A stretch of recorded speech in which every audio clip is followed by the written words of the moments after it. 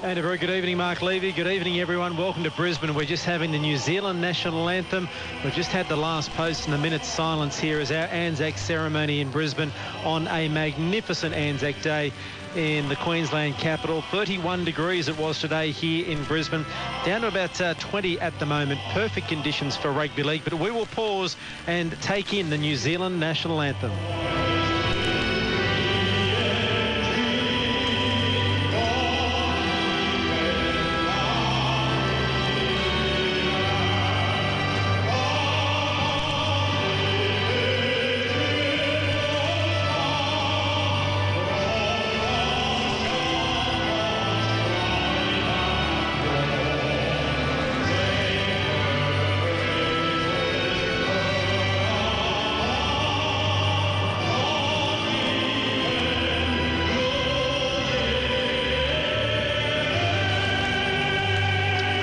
That is Jeff Knight, New Zealand tenor and actor with the New Zealand national anthem. And now leading seaman Gemma Tilley from the Royal Australian Navy with the Australian national anthem.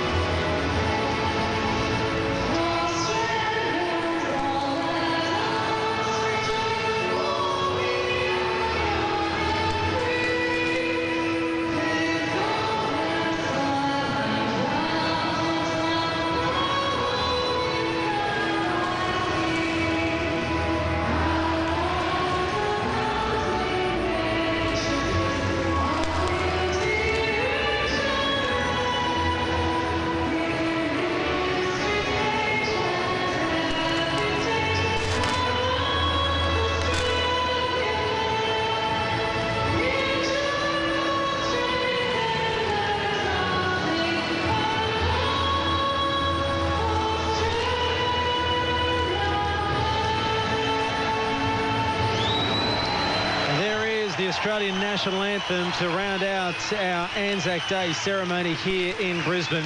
Leading seaman Gemma Tilley from the Royal Australian Navy. And we had Mr. Jeff Knight, the New Zealand tenor, performing the New Zealand national anthem.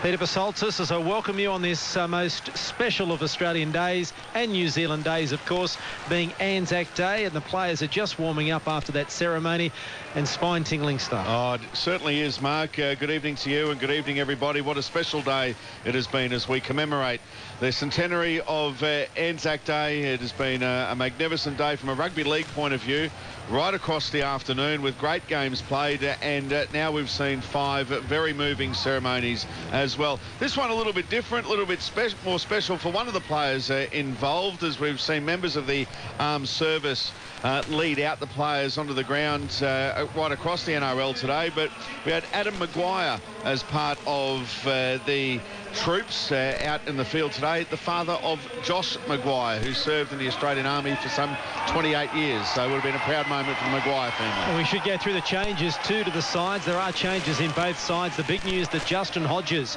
is playing today. He has that left hamstring with a thermos skin around that, but he will play wearing jersey number 18. He comes into the starting lineup. There's a reshuffle there for the Broncos, and it is good news for them that Hodges is back to play today. A couple of changes for Parramatta. No Darcy Lussick, Isaac de Goyce off the bench. That means Richie Faoso will play today on the bench in 18, and Paulie will also play on the bench 22. Danny Wicks will start in jersey number 16. Down on the touchline, very happy to get away from the Sydney weather. Up here in God's country, 31 degrees today. Chris Warren, welcome to Queensland. Thanks, Mark. Pete, gorgeous conditions, and I've got to tell you guys, I mean, you're tucked up there and right up in the rafters in the commentary box. Down here at ground level, just amazing scenes. Spine chilling, Mark, I think is how you described it, and it really is I don't think I've seen a commemoration or a minute's silence so impeccably observed as what I've seen here. Just a really emotional event. I guess a combination of a celebration but remembrance, and the whole country, in fact both nations, bringing together, and the family of rugby league, all in this wonderful stadium here at Suncorp Stadium. The fireworks are just going off on the far touchline. Both sides are just putting finishing touches on their warm-ups now. We're only a couple of minutes away from kick-off. There's some more fireworks going. This is a great atmosphere, and I think we're in for a ripper contest. Yeah, the best rugby league stadium in the world. No bias there at all, but Suncorp Stadium is the place to watch rugby league on such a special day, Anzac Day. It means so much to so many Australians and New Zealanders. And no matter where you may be around the world listening as an expat, we hope you have had wonderful Anzac Day like we all have had here back at home, particularly here in Brisbane on such a perfect autumn day. 31 degrees during the day, not a cloud in the sky, and we'd be around the 20-degree mark. And conditions, the playing surface, there doesn't look to be any dew, maybe a little bit damp down the northern end, the Caxton Street end, but the rest of the ground looks hard and fast, and it should be a terrific moment, terrific game tonight. Our referee, Ben Cummins, the assistant referee, is Chris James, and we're just waiting for the signal to get this game underway. The last of 5. What a day it has been. And what about the results today? Manly, North Queensland, the Dragons, and the Titans winners in thrillers. Will this be the same? There we are, time on from Suncorp Stadium, and Parramatta get us underway. The Brisbane Broncos defending the Caxton Street end of the ground, the northern end, and it is that man Josh Maguire with the first hit up of the day, and 4 Eels in there to make the tackles. Anthony Watmough, one of those included. Now it comes on the outside to Adam Blair, and he takes it 15 metres out from his own line, just to the right of the uprights, as he's rolled onto his back by Peets. Here's Corey Parker picking up 10 metres down the middle of the ruck. Peets is in there again, so too Tim Manor. Now he plays the ball back to McCulloch. McCulloch to Gillett on the outside, 10 metres short of halfway. A slow play the ball here, very slow to his feet. McCulloch out of acting half. Thaiday, short, sharp run, 5 short of halfway. Brisbane's end of the field. McCulloch at acting half, last tackle. It comes back to Hunt. He gets the kick away from inside his own territory, and back there 10 metres out from their own line. The ball goes straight to Faramo, and he's tackled 20 metres out from his own line. Parramatta's end of the field. Nil all the score on the low scoreboard, and a good solid step to start the game for the Broncos. Yes, certainly. Wayne Bennett will be happy with that, just getting through the first set, and a good kick in the end of it, of course. Up until last week against the Dragons, Brisbane so far this season have had some pretty fast starts, and I'm sure they'll want to get back to that tonight. David Gow playing it for Parramatta, 10 short of halfway, almost a forward pass from Peets. He decided not to pass the ball and held onto it. Lucky he did, otherwise the man who was going to do the hit up had overrun it, and playing the ball there is Danny Wicks. Now here's a chance for Parramatta, almost a half break there from Mao, and he's tackled just inside the 30 by Justin Hodges. He was almost through the gap. It comes through the hands of Norman to Sandow, gets away from Thaiday. They decide not to kick on the last. The kick may come now, it does, through Hopewade, but back there to cover it is Lachlan Maranta, and the Broncos survive, but an encouraging set to start for the Eels. Oh, Manu Ma'u nearly got the arm free, Mark, but then it was Justin Hodges with what was a try save, because the arm was just about to pop a pass to Takarangi. I think it might have been the player that was steaming through. A near thing for Parramatta, almost opening the scoring. Nil all the score on the low scoreboard. We've had just a couple of minutes of play here in Brisbane, and it is the Broncos in possession, running towards the Milton Road end of the ground. Now it comes to Parker, and he's tackled 40 metres out from his own line, right in centre field. Manor and Wicks there making the tackle. Here's the last for the Broncos. They're right in the middle of Suncorp Stadium. McCulloch went left, now comes back to the right to kick out of acting half. It's between winger and fullback. Has it got too much on it? No. The bounce is a good one for the Brisbane Broncos. Robinson has to bring it out of his own end. He beats one, beats two, and Hunt brings him down 15 metres out from the Eels line. Almost a disaster there for the Broncos, but the Parramatta Eels within 2 tackles are up to the 30-metre line. Good start to the game. Like the intensity that Parramatta are bringing to it, as well as Brisbane. Of course, these teams have had to sit through 4 games of rugby league. They would have been waiting, Parramatta in their hotel room, waiting for the game, as Chris Sandow with an attempt at 40-20. Looking for 40-20. Will it get there? It does, Sandow. He was very close to the 40. They may want to check it. For Coates Hire, will they go to the video referee? I thought it was a 40-20. I think he was just inside. I think it is a 40-20. It was close. They're going to say it's fair enough. The Broncos players are racing to get back. They're not going to check for the video referee. They say it was a 40-20. So here's a chance for Parramatta. They get the tap. 10 out from the line. It comes to Danny Wicks. The Broncos didn't move up off their line, and Wicks is only a metre out from the line. Blair making the tackle. Here's a golden opportunity for Parramatta. Pete's at acting half. It comes there on the outside to Wicks, and he's tackled a metre away from the line. Held up in the tackle. It's Gower, in fact, will play it. Now it comes to Sando. Dummies to Watmo. Dummies to another. Comes to Corey Norman. Man out the back. Robinson. But the Broncos defence has read it well. He's dancing around back towards the middle of the ground and has tackled 8 metres away from the line. Right in line with the left hand upright. Middle of the score, Parramatta and Brisbane. It comes to Sando. Sando gets the ball at the back to Norman. Norman to Hopawade, who is absolutely monstered in a terrific tackle. Thaiday was over there, but I think it might have been Copley who made the tackle. Now it comes back to Sando. The kick into the in-goal area. Covering back there is Gillett. Kicks the ball into Caxton Street, and it will be a goal line dropout for the Brisbane Broncos, who are under enormous pressure. 0-0 is the score. We've had 4.5 minutes of play for Lowe's. What about the tackle over there on Hopawade? You thought he was going to score for all money, but I'm pretty sure it might have been even Corey Oates coming in off the wing to help Thaiday and Copley affect the tackle. It was a try-saving tackle. Good kick, safety first there from Gillett to put it into Rosehead. Well, they've got to defend again here, Brisbane. Parramatta is looking sharp when they have the football. The second man play, the fullback sweeping in. Here's a kick off the side of the boot into open space, but Robinson comes from the halfway line to take it on the full on the 30-metre line before he finds Danny Wicks, who is tackled on the 20-metre line. So not the best of restarts here from the Brisbane Broncos. Almost a full set, 20 out from the line for Parramatta. Now it comes to Gower, and he's tackled 12 metres away from the Broncos line. Maguire and Thaiday bringing to ground, 15 in from the far touchline. Sandow, ball at the back to Norman. Norman now with Mo, beats a tackle, no, grabbed by the jersey by Gillett and taken the ground 3 metres out. Robinson acting half. Norman had to reach behind him, lost momentum, steps back towards the middle of the park, now finds Wicks. Here's Sandow, chance here for Parramatta. They run into each other, does Sandow and Gower, and he's tackled 5 out from the line. Good defence here from Brisbane. Peets now back to Norman, turns it under to Danny Wicks. Thaiday is waiting for him. Maguire comes in to assist in the tackle, and they're only 5 metres away from the line. Here's the last. It comes to Norman. Little kick into the in goal and tapped over the dead ball line by Maranta. Another set here for Parramatta as we head down to the touchline. Chris Warren. Can the Broncos defence hold? Certainly being asked all sorts of questions here, and Chrissy Sando, much of the Eels' fortunes tonight, you imagine, will hang around his own fortunes. He's very much a confidence-type player. It's been an excellent opening 6.5 minutes from him. That 40-20 backed up with a nice kick-in goal, so they're under a fair bit of pressure. But on this left side here, Manu Ma'u combining very well with Corey Norman, and that's their go-to play at the moment, Parramatta. Oh, Chrissy, you'd expect them to go there a couple of times in this set of 6 when they get on the attack, because Norman, he put the kick in, they get the repeat set of 6, but then I think he hesitated a little bit. If they put it through the hands, they probably score in the corner. Justin Hodges' shoes undone. The Broncos are wasting time. They're one short defensively here, Brisbane, because Justin Hodges has tying his shoe up. Now Parramatta get the ball. They finally take the goal line dropout, and they're back to 13 men.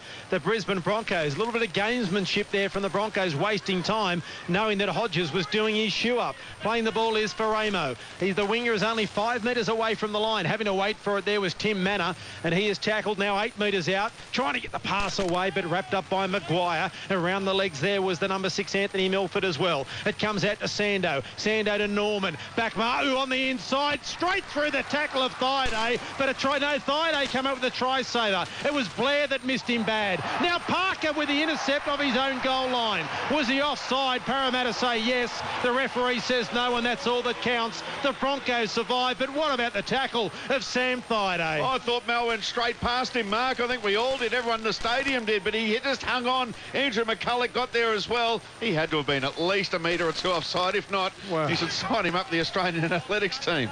I'm not sure how. I know the tackle was only a metre out from the line, but how a player can intercept the ball from the acting half to the first receiver and not be offside is a miracle. And Corey Parker's a forward. He's not a winger.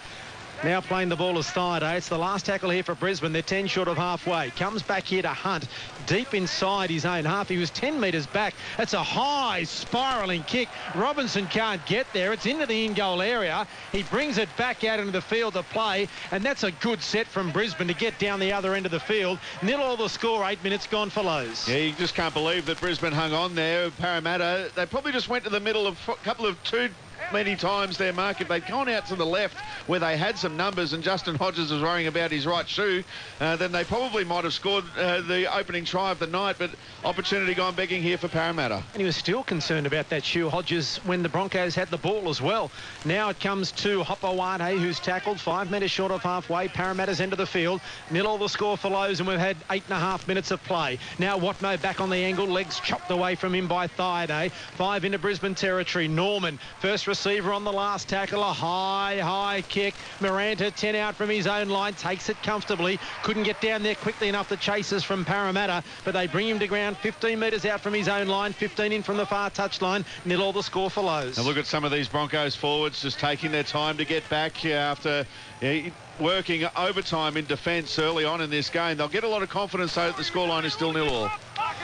Well, 8 days between games for Brisbane. They're not used to that. Friday to Friday is their normal routine. Friday to Saturday gives them an extra day of recovery after that game against the Dragons last week. And now Milford plays it 15 short of halfway. McCulloch out of acting half, links with Parker. Spins when he comes to the fence and is tackled 2 short of halfway on the last tackle here for Brisbane. They have, I don't think they've been over the halfway line with the ball in possession in the game yet, the Brisbane Broncos. Hunt with another kick. Will it hit the upright? It just misses one of the uprights at the other end of the field, and it's picked up there by Falau, and he is forced back in the tackle by Hodges, and Parramatta start this set 8 out from their own line. 0-0 the score. Ben Hunt's kicking game disappointing last week against the Dragons at Cogra, but tonight it's been spot on. You're right, Mark. Every one of the kicks has come between the halfway and the 40-metre line. Well, there's an injury here. Side of the field. Brad Takarangi has not moved in the tackle. He's on the ground. The trainers are out there with the concussion rule. He hasn't moved. Is it a head knock or is it a leg knock? We're seeing the replay here now. And nothing. Oh, a swinging arm there from Maguire. Josh Maguire coming around the back. Well, he's gone. Third man in. Takarangi's gone. He can't stand up. There's no way that he should stay on the field.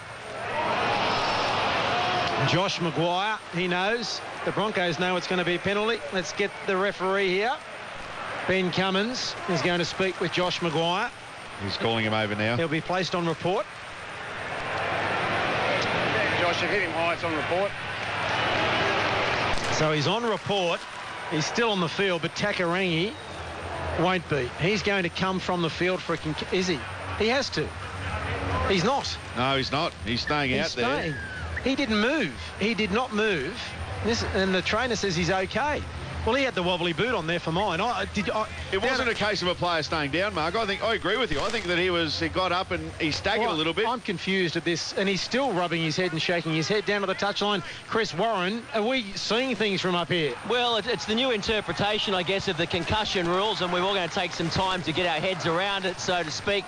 Takarangi, he went down. He was certainly stunned. I didn't see a wobbly boot on him. He looks A-OK from here to me, and he'll be OK to play on. If he had to go off, well, that ugly situation raises its head again, doesn't it, where the Broncos, through foul play, have an extra man. Absolutely. Now 20 metres out from the line, Parramatta with an opportunity to put pressure on the Broncos defence again, which is held so far in this game. As Hopawade plays the ball, it comes through the hands of Gower to Wicks, and he's hitting a solid tackle over the top. Blair, and coming down to chop the legs from underneath him was Kelly Parker, and Pete's at acting half. Sandow to go to short side. The kick coming from Gower. Maranta watches it go over the dead ball line. I'm not sure what the back row is doing, putting boot to ball there, and the Broncos will bring it out. The 20-0 all the score. We've had 11.5 of play. No communication there, Mark. It was a pretty poor set in the end there from Parramatta. They did well to get themselves into an attacking area to try to put in a kick to force another repeat set of 6, but it went dead. And now Brisbane with the 7 tackles set out of their own half. Maybe for the first time tonight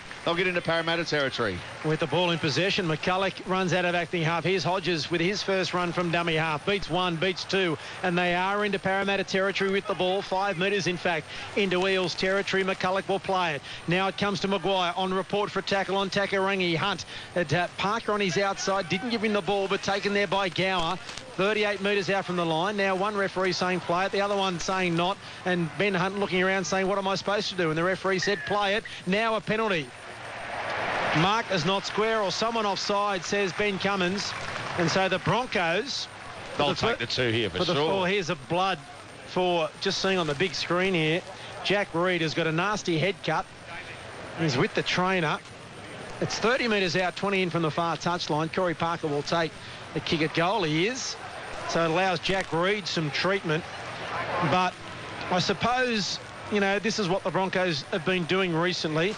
And Chris Warren down on the touchline, when you've been defending as much as they have on your own goal line, and Parramatta's had so much footy, you can't argue with the 2 points being taken. No, Mark, and I think you've got to take him there pretty much bang in front for Corey Parker. Well, it's a bit off centre, but he should nail this over.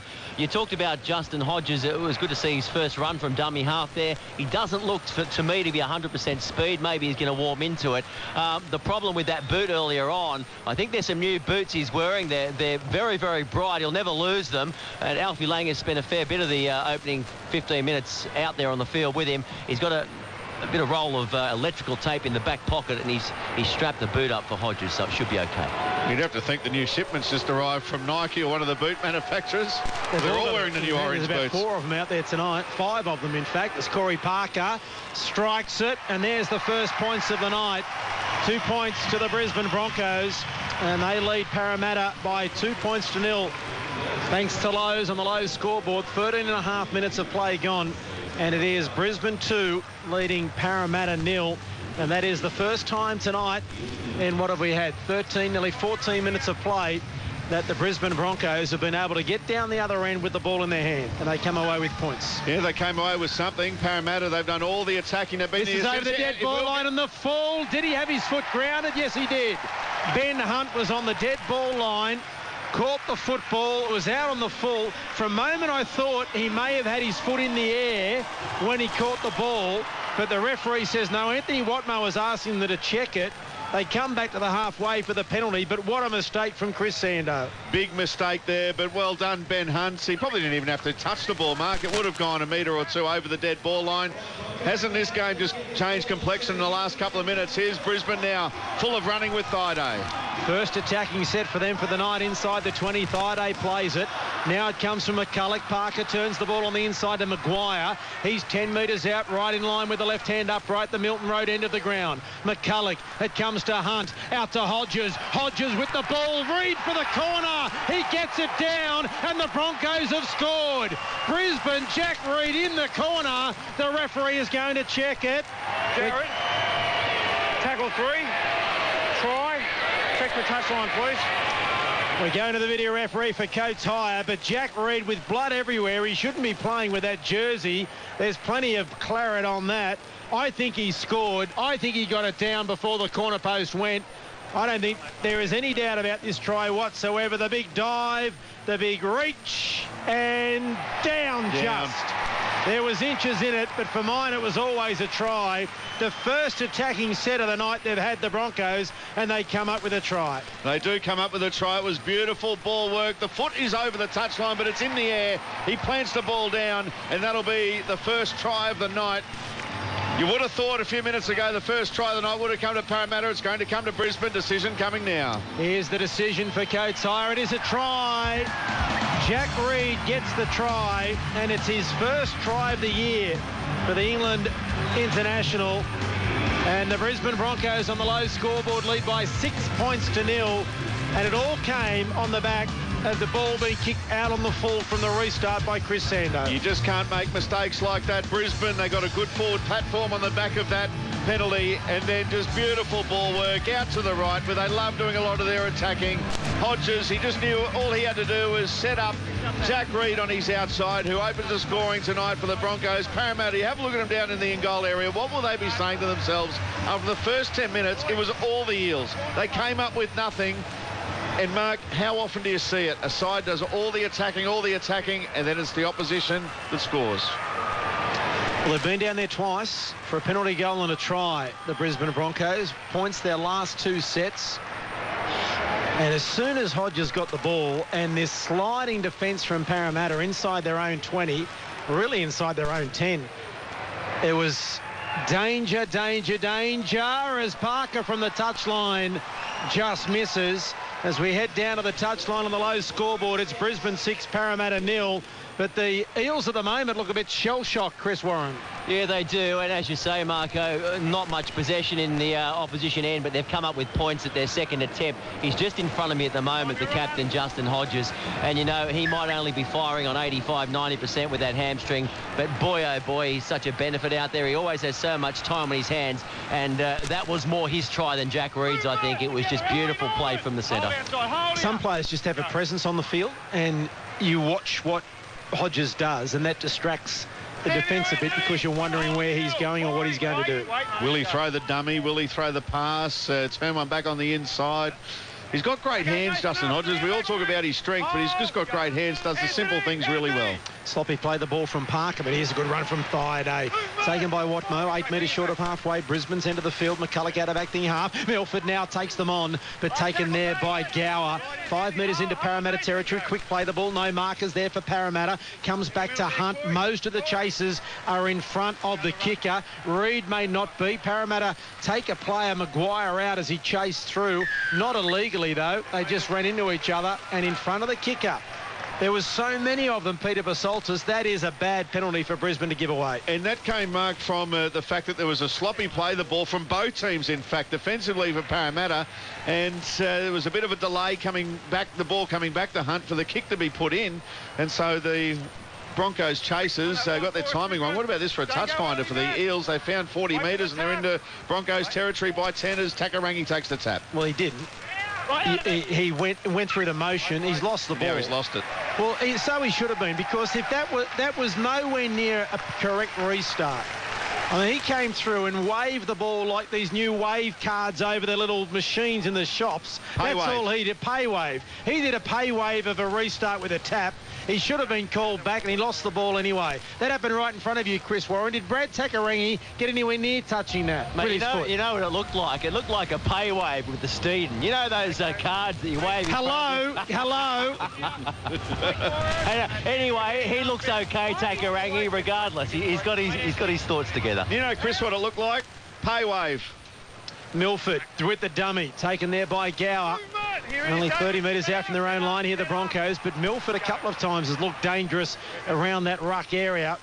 And now Parramatta, who got a penalty and then dropped it on the first. I don't think there's anything worse than dropping the ball first tackle after he received a penalty. Now Blair takes it up and is tackled right on the halfway line, 5 metres to the left of centre field. Now he plays it. Here's Parker out the back to Hunt. Now Gillett falling as he comes with the tackle of Norman, and Ma'u is there to make the tackle as well. Now McCulloch out of acting half through the dummy, not fallen for. It is the last here for Brisbane. They're 30 metres out from the line. Slow to his feet.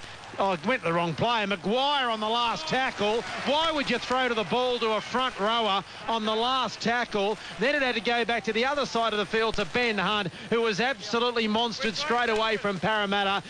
Great stuff from the Broncos, who lead the Eels 6 points nil. Thanks for Lowe's. 19 gone. Oh, didn't they butcher that one, Brisbane? Parramatta now with the ball from the turnover. That was terrible play on the last. We've seen a couple of mistakes in the last few minutes from Brisbane, and I'm sure Wayne Bennett won't be happy with. I'm sure he won't be happy with that. And now it is Anthony Watmo who's tackled 9 short of halfway. Parramatta's end of the field. Here's Danny Wicks over the halfway line. Strong run from Wicks, who stayed in the game because there's no Darcy Lussick. He plays it back to Peets. Peets, there's a change on. Joseph Paulo for Parramatta. Now it comes through the hands of Norman to Gower, and Gower's tackled 32 metres out from the Brisbane line, 20 in from the far touchline. Here's Joseph Paulo again. Goes back down to the blind side. Now he links up here with Hopewade. He steps away from the tackle of Copley. but it can't get away from Milford, and Copley comes again with Blair to bring him to ground, 15 metres away from the Brisbane Broncos goal line, 10 in from the far touchline. Paulo to Watmo. Watmo puts the head down and goes forward. Maguire's over the top, and around the legs was Parker. Last tackle, Norman, crossfield kick. It comes to the wing of Folau. Plenty of Broncos there. Folau drops it back to Takarangi. Takarangi drops it back to Mo. He taps it back to Peets. Peets taps it back to Norman. They've gone back 30 metres. It comes to Sando, away from Blair. Here now they come through Hopewadi. Little kick for no one. It's dived upon by Milford. He got a hand to it, didn't he? Then Blair dived on an offside position.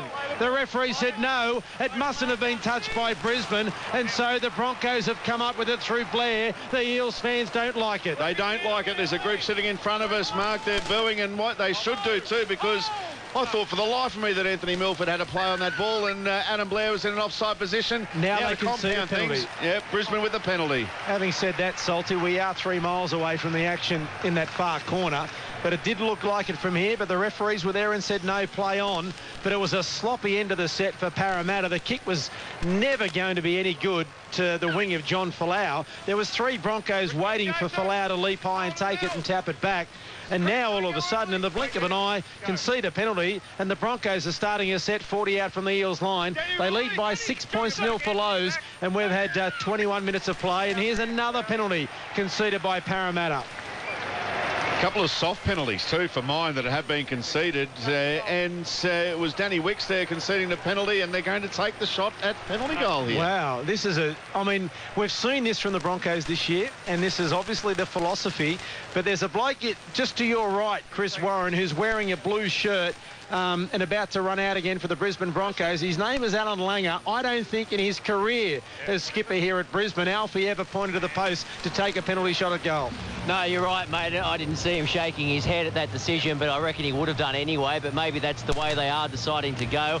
It's about 15 metres off centre, and what is it, back about 25, 30 metres. He should pop this one over. I thought they might have continued with that dice. I will say their left winger, keeping an eye on Corey Oates. He's been hobbling for about 5 minutes with what looks to be a right ankle injury, so I guess their go-to play, Brisbane, will be down this right side to Jack Reed on the other flank, but that head of his, it's still bleeding. They've got about half a roll of elastoplasty, 2-inch stuff on it, but blood's still seeping through it. But 2 points on offer now for Corey Parker.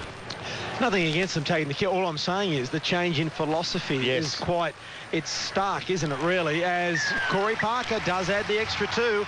And so the Brisbane Broncos is a handy lead, 8 points to 0 for Lowe's. We were questioning that, Mark, here a couple of weeks ago when the Broncos played the Roosters, saying, hang on a second, what are they doing taking the 2? Taking the 2 in the end, one on the game. Yeah, it's not the fact they're taking it, it's just the change of philosophy is interesting, that's all. There's a player that's about to come on for Brisbane, and it's terrific that he is having a good run in the teams. He's had a fair few injuries as well. Mitchell Dodds, watch out for him coming on in jersey number 16, Mark and Chris, because he can certainly hit, as Chris Sandow gets the kick-off right this time to Ben Hunt. And another reason why they might be taking the 2 is there is no Alan Langer, Kevy Walters, Darren Lockyer, and those sorts of players out there that want the football in their hand all the time as well. Here's Blair taking it up for the Brisbane Broncos, just short of the 20-metre line. Brisbane's entered the field. They lead by 8 points to 0, thanks for Lowe's, and we've got 16 minutes of play until half-time. Brisbane 8, lead Parramatta 0. Adam Blair is coming from the field for Dodds to go on. So there's the change being made by Brisbane as Parker plays it. McCulloch. Now Milford having a bit of a hit up. First player off the ruck, and there's a swarm of Parramatta defenders there for the young number 6 to be put on his back. 10 metres short of the halfway line. Now it comes through the hands of Hunt. Here's Thaiday breaking the tackle of Sando, but it's tidied up there by Hopewadi. Last tackle, another kick from inside his own half. This time it's McCulloch putting it high. Robinson, 10 out from his own line. Takes it comfortably. The chase is reasonable, but he brings it outside the 20 for Parramatta. 22 metres in from the far touchline. Brisbane 8, Parramatta 0, thanks to Lowe's. 15.5 out from half-time. He's been good so far tonight, Reece Robinson, showing plenty of energy, really attacking the football, which he really needs to do. He's such an important player playing at fullback for Parramatta, getting involved heavily early. Now here's Joseph Paulo, who's taking it forward for Parramatta. He's about 8 metres into Brisbane territory, right in centre field. Sando, it comes to Norman. Norman to Takarangi, one-on-one with Hodges, and Hodges grabs him and brings him to ground. 30 metres out from the Brisbane line, 5 in from this western touchline.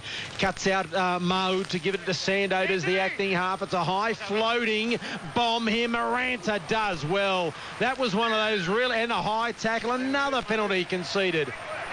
Is it a high tackle or inside the 10? Inside the 10. It was a high tackle as well, but that was a really tough kick to take. It was one of those high floating bombs, and he did really well there, Lachlan Maranta.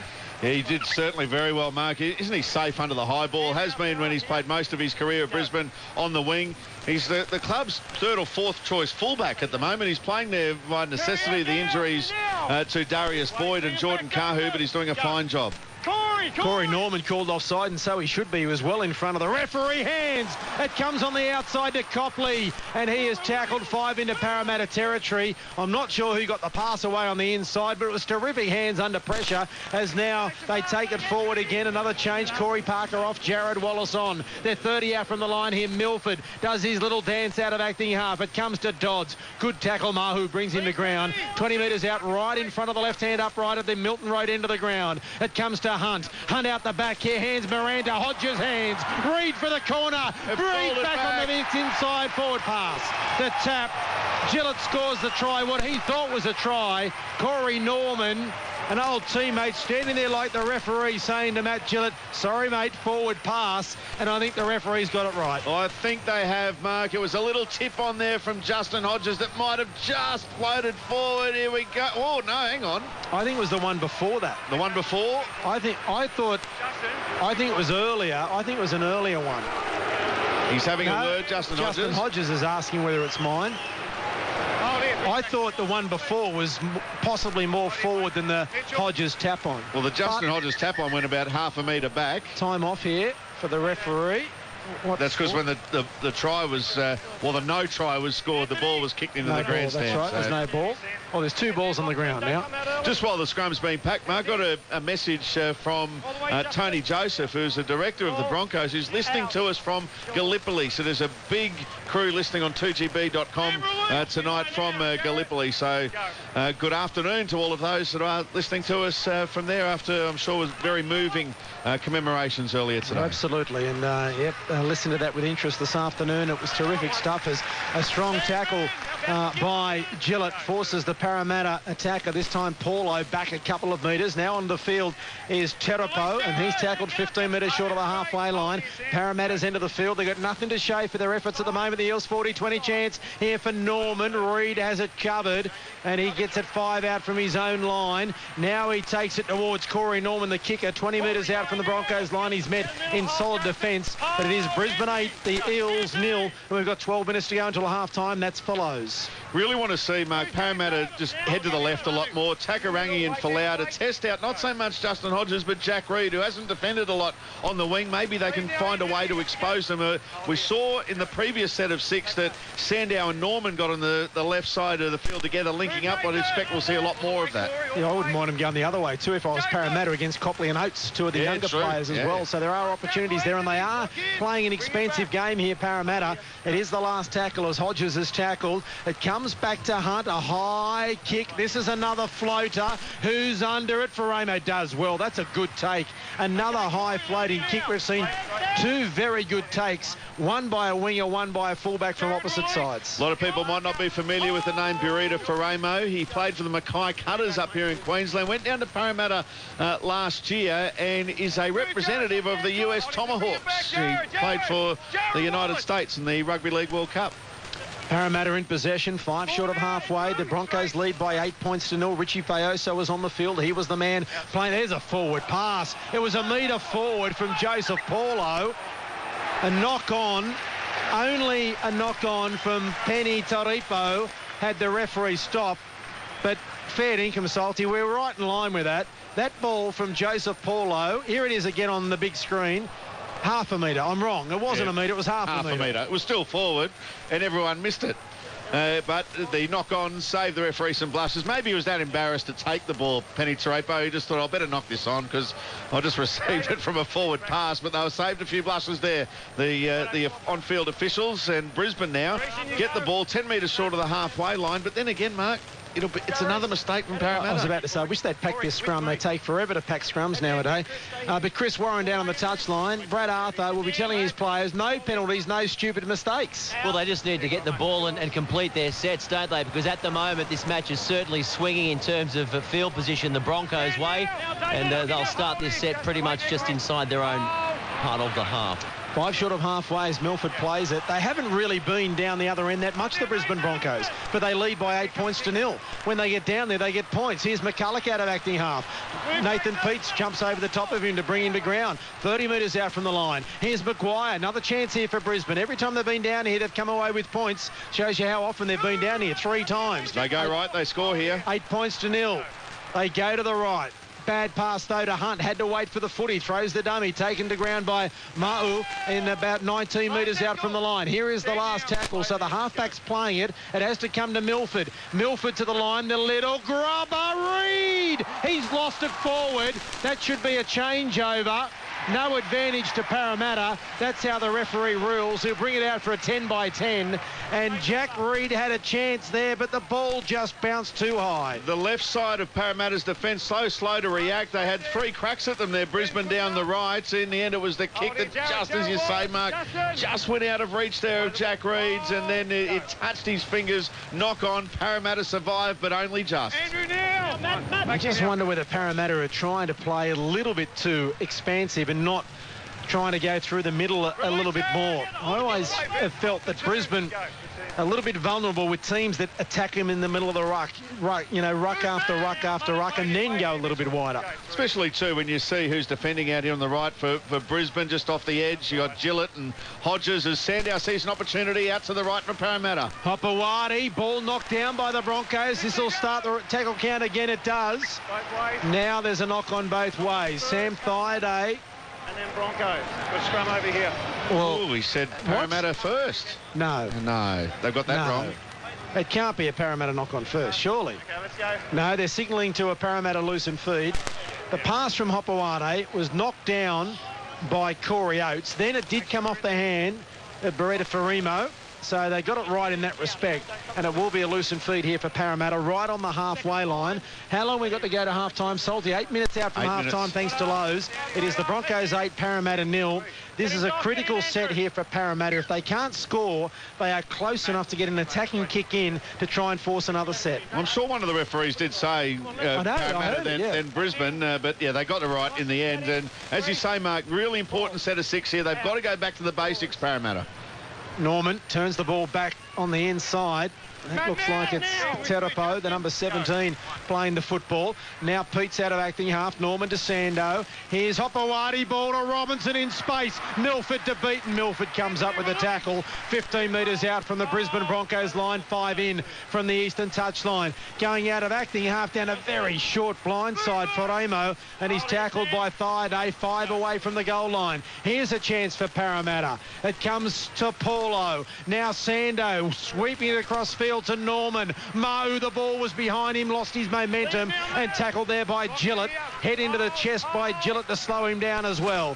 Takarangi out of acting half. Norman kicking. Players colliding. Ball is holding up in goal and then tapped over the dead ball line by Lachlan Maranta. There was no real chase there from Parramatta whatsoever. I think Paulie was the only one chasing, and he got there way too late. Oh, no, we say it quite often. What about the bounce of a rugby league ball? You would have thought for sure that was going to go dead in goal, but it just sat up, and Brisbane now with the dropout. Parramatta, I know we've said it a few times tonight, Mike, they've got to come away with something here for sure.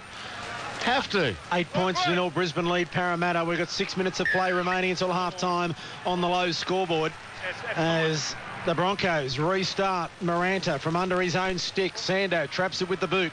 40 out from the line. Now he gives it to Paulie. He is a massive... It wasn't Paulie. It was Terapo, in fact. Paulie's to the right now. They come to the left. Now a strong run. Taken to ground by Faoso.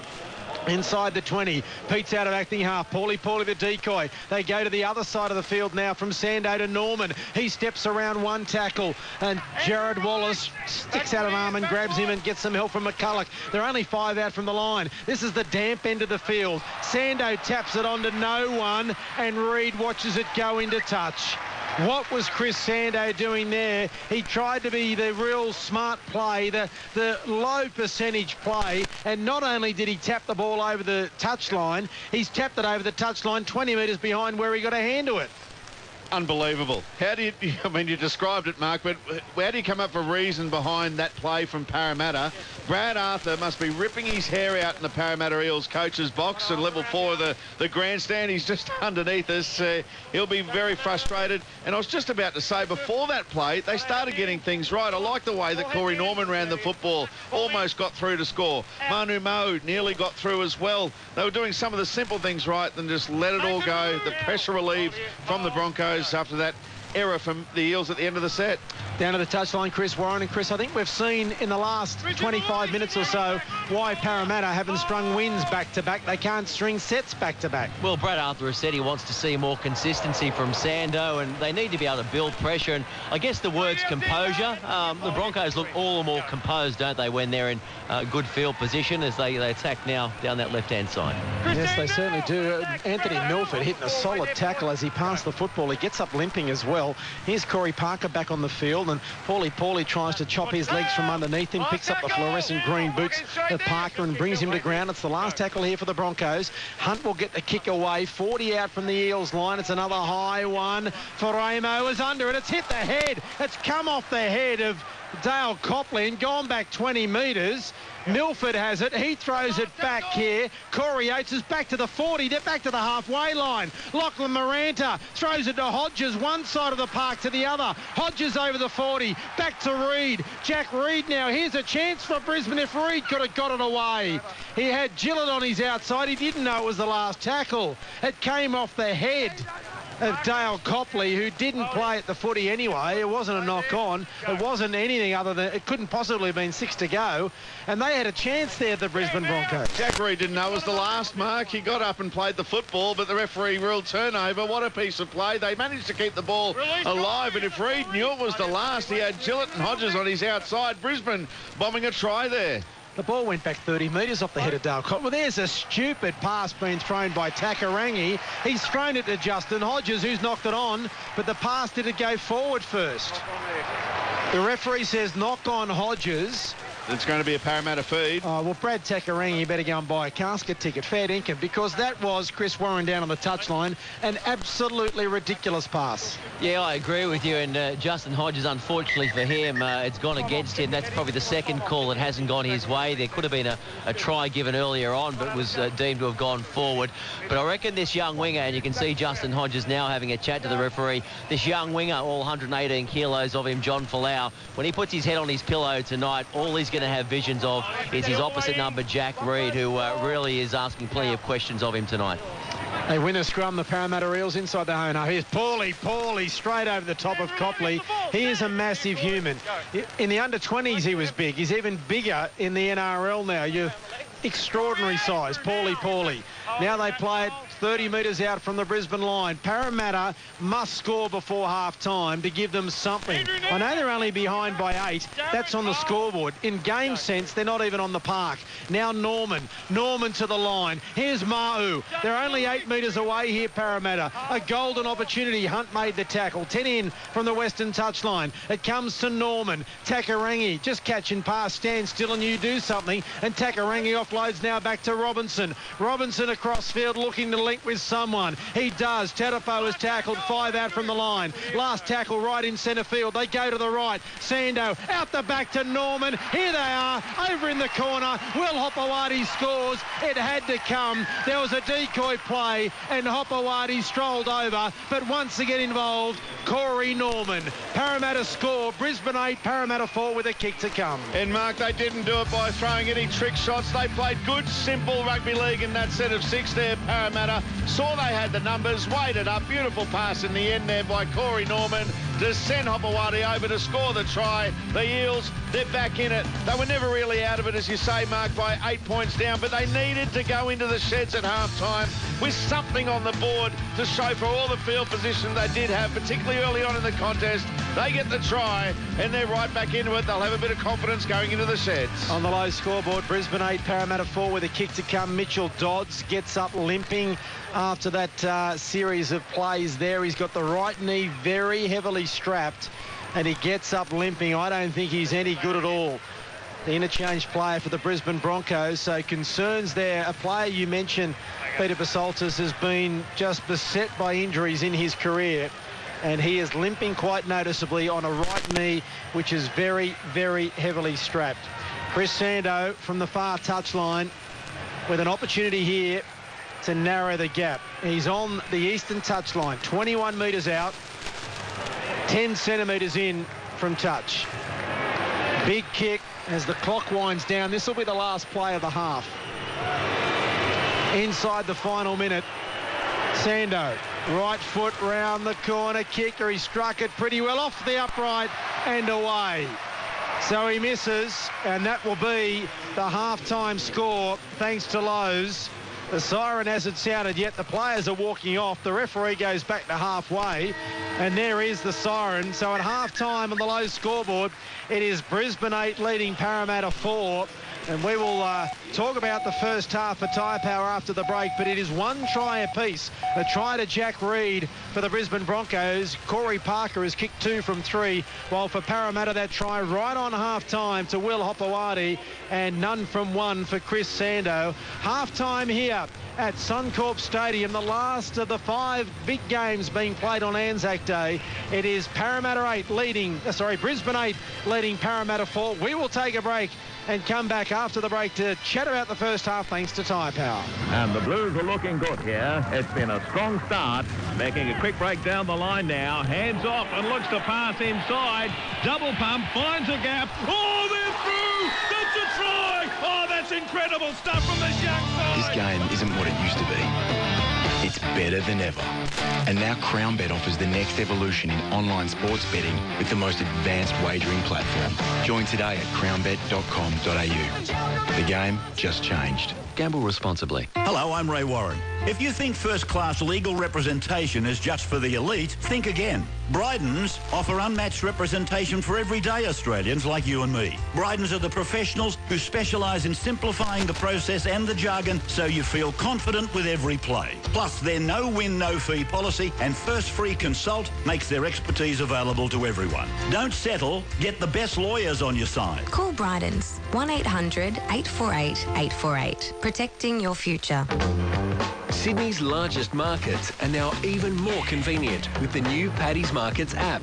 With heaps of features and daily special offers, you'll find a full directory of traders, opening hours, transport options including parking, as well as fantastic recipe ideas using fresh ingredients from Paddy's. With over 1,800 stands in 2 huge locations, Paddy's has everything you need for the whole family. Download the Paddy's app from the App Store or Google Play today. If you want to feed your family better beef, then I reckon there's no better beef than Coles beef with no added hormones. Like Coles brand 100% Australian beef rump steak, just $15 a kilo. Save $2. If you want better beef, try Coles beef. There you are, reversing out of your driveway when you realise the letterbox is now under your car. Again. Of course, it couldn't happen if you had Reverse Alert automatic emergency braking. See Reverse Alert in action now at reversealertaustralia.com.au. The continuous call team on 2GB is thanks to Holden, Coles Supermarkets, Coates Hire, 7 News, McDonald's, Tyre Power and Bryden's Compensation Lawyers. Well, my apologies to Beretta Faramo in the far corner just before half-time. It was he that scored the try and not Will Hopewadi, but it's still 8 points to 4 at half-time. Possession being dominated by Parramatta, 52 to 48%. As we look back at the first time, our half-time wrap, thanks to Tyre Power, get the power of Australia's biggest independent tyre retailer. And Peter Basaltis, even though they've dominated possession, they've certainly dominated field position. It's the errors at critical times for Parramatta that are proving costly, and the 5-2 penalty penalty count doesn't help against them. Certainly doesn't. Ill discipline there, although it must be said a couple of them were soft penalties, but they were penalties that were given away by Parramatta. The way that they started off the game, you would have thought for sure and certain they would have scored at least a try or two. They failed to do it. Brisbane then got a couple of opportunities, and they scored from their first two opportunities down Parramatta's end of the field. First up through a penalty goal, and then through the try to Jack Reed. But as far as Parramatta goes, I think Danny Wicks had an exceptional start to the game.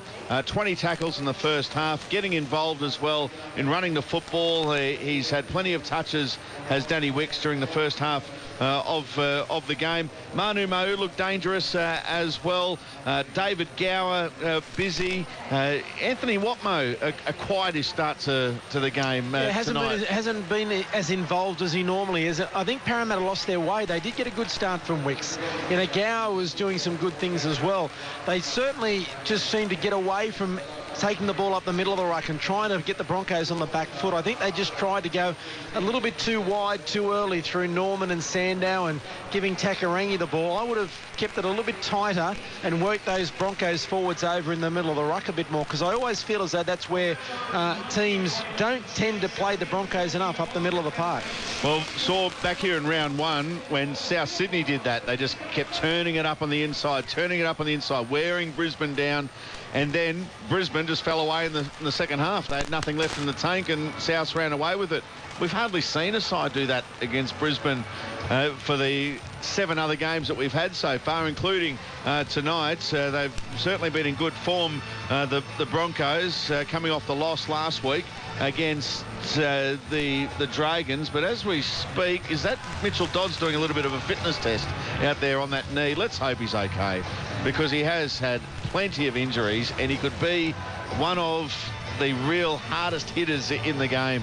Mitchell Dodds, really good guy, played a lot of football for Winner Manly here in Brisbane, and he just don't wish injuries on anyone. I don't like the look of that. I mean, you come out at half time to do that. That alone says there's an issue there.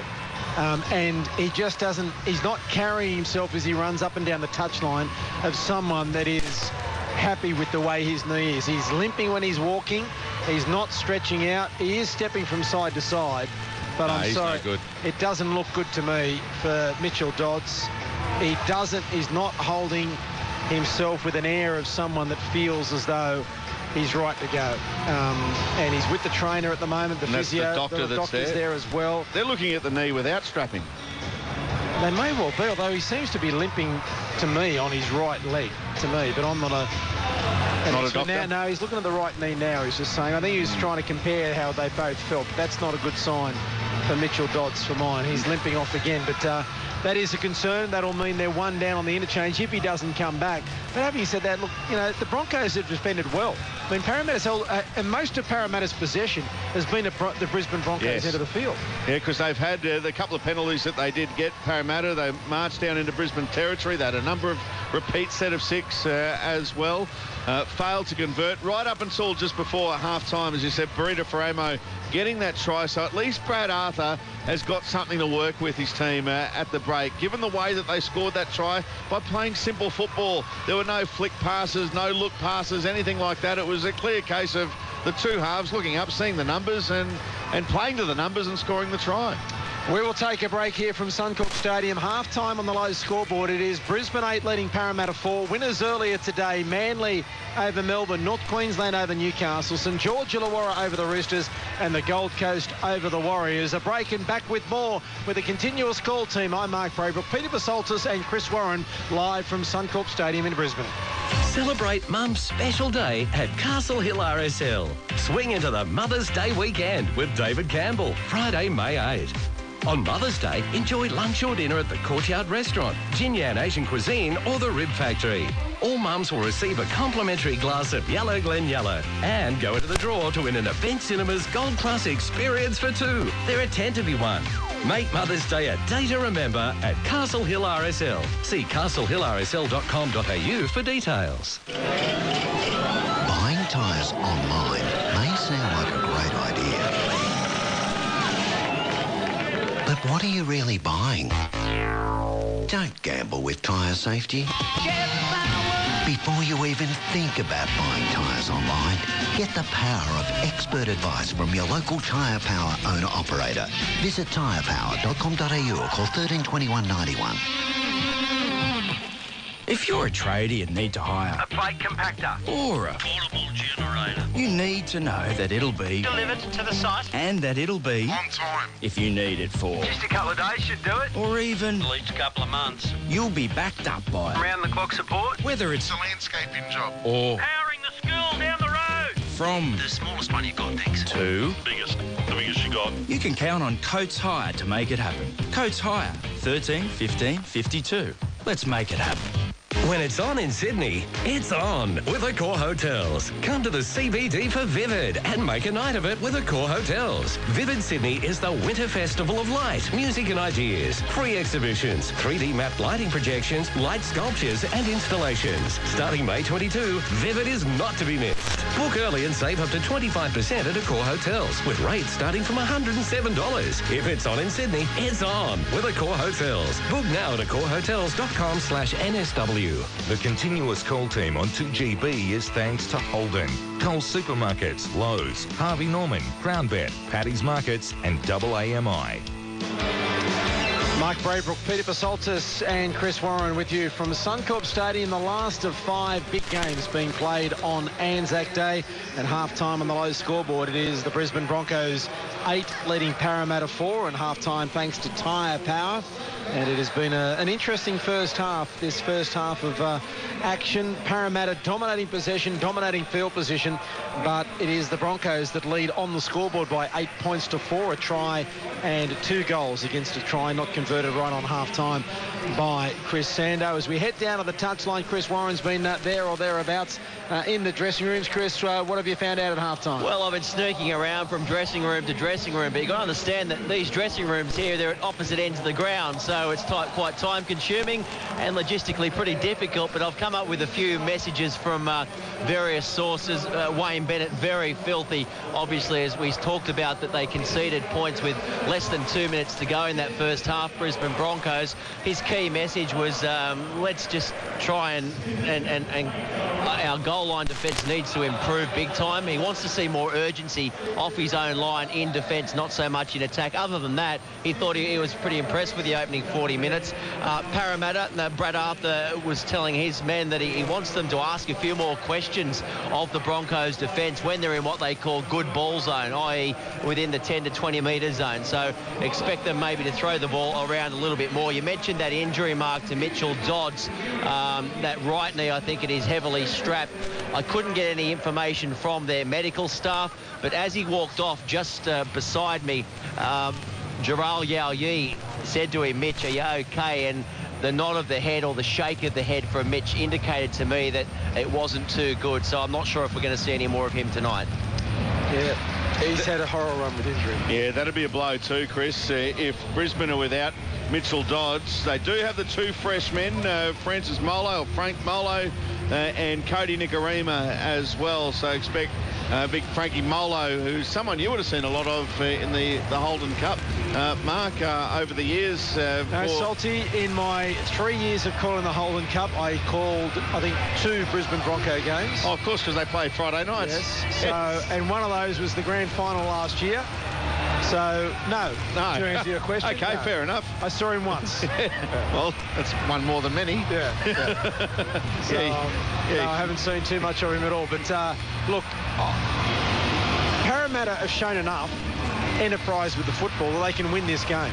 If, and it's a big if, they can control the football and just be patient. Be patient. They're not showing any patience whatsoever. Corey Norman has been pretty good for them tonight, but I just don't see the patience there from Chris Sando at times, and the wrong option and forcing passes. And it's funny to say that too, because we're talking about a team that got 4 repeat sets of 6 in that first half. So they've shown that they can do it. They've shown that they can play percentage football and build pressure. But unfortunately, if they get a second or third repeat set of 6, they think, hang on, we haven't scored yet. Got to do something different. Let's throw this up. As they make their way back out onto the field. At the moment, the Parramatta side They're making their way to the northern end of Suncorp Stadium to receive the ball. Brisbane to kick off. They're about to make their way out onto Suncorp Stadium, running towards the northern end of the stadium. Parramatta running towards the south. Well, we'll get an indication of the fitness of Mitchell Dodds because he was on the field at half-time when the half-time siren sounded. So if he doesn't come back out at the start of the second half, he's been interchanged at half-time, which is very unusual. Coaches don't like to waste an interchange during the half-time break. They're being made to wait here, Parramatta. No sign of the Broncos yet. So Parramatta will defend at Caxton Street end of Suncorp Stadium. They will get first use of the football. They had last use of the footy in the first half. They're always killers, those tries, right on the half-time break, particularly for teams in front, to have the opposition to get within a converted try right on half-time when you've dominated the scoreboard. It really is upsetting, but still no sign of the Broncos. No. Is it a case of Parramatta coming out early, Brisbane coming out late? You wouldn't have thought teams come out early, except for the Bulldogs. Well, there is the issue that Chris Warren mentioned before is the ground manager has to go from one end of the ground to the other to get the teams out. And if the team won't come out when they ring the bell, they ring a bell with a 2-minute warning. If the team won't come out, the ground manager's got to go from one end to the other to force them to come out. So here they come now. Justin Hodges leads them out onto the field. Let's see if Mitchell Dodds is out there. There's no sign of him yet. And still no sign of him. And he's not there. Still no sign of him. No, Andrew McCulloch is the last player to come out, and I think that's 13 that have made their way out. They will have to hold up the interchange sign here to prove that. The Broncos, there it goes to the interchange official. So they have made the change, and the 3 players on the bench are there for Brisbane, just behind Chris Warren, and I can't see Mitchell Dodds down there. So I would suggest that he won't be coming back, which is not great news. Chris is just going to check now. I hope he doesn't go to Alfie. You've got to go to someone who'd know. No disrespect to Alan. But he's running out onto the field as well. Chris Warren taking his place back on the sideline, so we'll find out in just a moment. And time on from referee Ben Cummins to start the second half on the low scoreboard, 8 points to 4. The Broncos over Parramatta, the last game in a massive day of rugby league here on ANZAC Day 2015. And no matter where you may be listening around the world, we hope you're enjoying the coverage that we started earlier this afternoon or even this morning with our ANZAC Day coverage from Gallipoli through to the big games of rugby league today on the continuous call team. And it is Brisbane and Parramatta to round out a massive day. And it is the Broncos leading by 8 points to 4 as the Eels take it just 10 short of halfway. They're into the field, first set after half-time, and they play it 10 short of halfway. Now taking it forward is Terapo. Over the halfway line by a metre. He'll play it on the last tackle. Centre field, Sando. Will they run it? Sando does run it. Paulie throws the ball way behind Hopewadi. Back there to Frimo, who picks it up. Basketball over the top to Sando. He gets away from McCulloch. Keeps it alive to Terapo. Terapo now to Norman. Norman is up to the 30. The pass may have been forward to Takarangi. He kicks back in field and waiting for it was Lachlan Miranda. 5 out from his own line. He gets around 1 and brings it back out to the 20. Good set of 6 there from Parramatta. The end of it a little bit questionable, but they nearly created something from a bit of miscommunication there on the last tackle, but a good solid set though to get into Brisbane territory, receiving the ball the first time in the second half. Now Brisbane working out of their own half, 9 metres short of the halfway line through Corey Oates. 8 metres short of the halfway line. It is Oates who'll play it. 8 points to 4. The Broncos over Parramatta. It comes to Thaiday, and Thaiday's put on his backside by Theoso. 5 into Parramatta territory. McCulloch down the blind side on his western side, runs into the shoulder of Paulie, who puts him on his backside. McCulloch gets up on the last to play it. Hunt under pressure from Peets, gets a high floating kick again. Was a Brisbane Bronco player taken out right in front of the referee Chris James, who says it was okay. The Broncos fans say it wasn't, but they don't count. Bit of a concern here for Justin Hodges, who started limping away from that mark. We'll get Chris Warren to have a look at him out there. Going back into the defensive line now, though, to take his place. I agree with the decision. Play on after that one. I think it was just a collision. Both players going back for the footy. The Parramatta player didn't have to get out of the way. I think there was plenty of overacting there from Brisbane, which doesn't help your cause, as well as Parramatta take it inside the 40. Brisbane's end of the field, right in centre field. Peets and McCulloch pushing and shoving. Now the kick from Norman into open space. Miranda is back there. 5 out from his own line. He tidies up for the Broncos. Brisbane 8, Parramatta 4. That's on the low scoreboard. Miranda tidying up very well once again, but Parramatta looking dangerous. They've come out firing here to start off the second half. The Eels, some big shots in defence, and with all of the field position once again, but a bit of deja vu. I think we said that about an hour or so ago when we started the game. Can they get something out of it? Brisbane struggling to get out of their own half. Let's get down to the touchline. Chris Warren, any news on Mitchell Dodds at all? Yeah, look, I can't get an official diagnosis, but I can confirm he won't take any further part. So they're down to 16, the Bronx. Yeah, not good news for Mitchell Dodds, who's battled injury throughout his career. Last tackle here for the Broncos. Now Hunt gets the kick away under pressure from Hopewadi. It's from inside his 30. It bounces Robinson. It's an awful bounce. Here's the chase from Brisbane, but Robinson gets back there just in front of Lachlan. In fact, it was Gillett. That was a horrible bounce. He got to within a metre of the kick. It was a terrific kick from Hunt, and then the bounce went 20 metres away from him. He's had plenty of practice tonight kicking from inside his own half. What about the bounce going away and away from Robinson? He did well in the end to get there, and the Brisbane chase a little bit slow to capitalise on that bounce. I don't think I've seen a kick from Ben Hunt tonight, Mark. Go onto one of the Parramatta back three on the full. He's found the grass every time.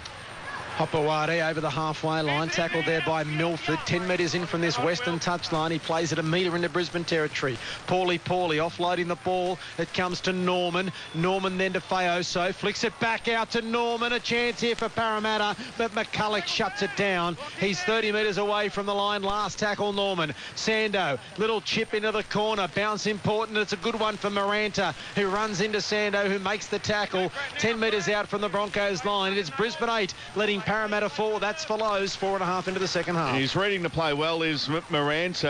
And we talk about Parramatta playing to percentages. That was a percentage play. Got the arm free there. Did the Parramatta player to pop the pass. It was Faoso who managed to pop the pass.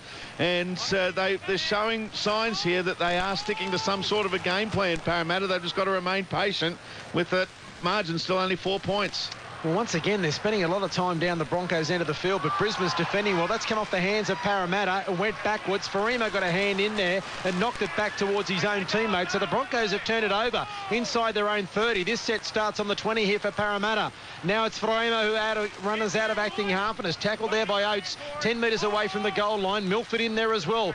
Big chance here for Parramatta. Hopewadi through the hands it comes here to 9 metres away from the line, right in front of the goalpost. Milton Road into the ground here. Now the pass is on the ground. It was an awful ball from Paulo, but it bounced up nicely there for Ma'u, who's tackled. 5 away from the line, 5 in from the far touchline. Sando now to Peets. Peets turns the ball back under there to Faoso, and he's tackled. 5 out from the line, just to the left of the uprights, and it is the last tackle. Peets at acting half. Sando, decoy runner, Paulie. Now Norman with a kick into the in-goal area. Oates gets back there, gets away from the tackle, back into the field of play, out of the tackle of Norman. Sando tries the one-on-one strip and can't do so. Corey Oates should have been tackled in his own in-goal. Now Thaiday takes it over the 20. Oh, what about that for a play from Corey Oates? He should have been taken dead. In fact, Mark, he probably would have been, you wouldn't have bagged him if he just knocked it dead to concede the dropout. Did very well. And then Sam Thaiday on the back of that with a follow-up hit up to make another 15 metres.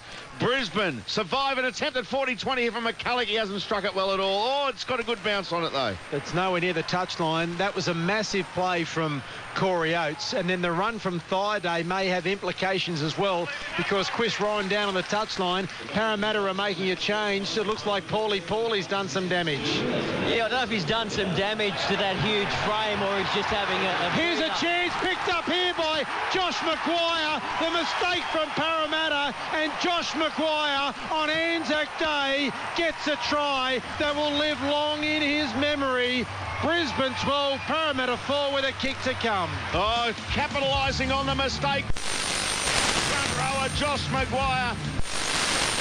His father's here tonight. Strong military history, the Maguire family. 28 years and the Maguire tonight. He'll be the hearing. They pay the ultimate prize, Parramatta with the try, and that is to start off the second half. Brisbane opening the scoring right underneath the post to extend that lead out to 8. It will become 10. Josh Maguire with the try. Well, just another example of Parramatta not respecting possession. And if they'd made the tackle down the other end in the in-goal area, repeat set. But Brisbane, the other end of the field, mistake on tackle 1, and score. In the first half, try kick off. This the tries come. Corey Oates up.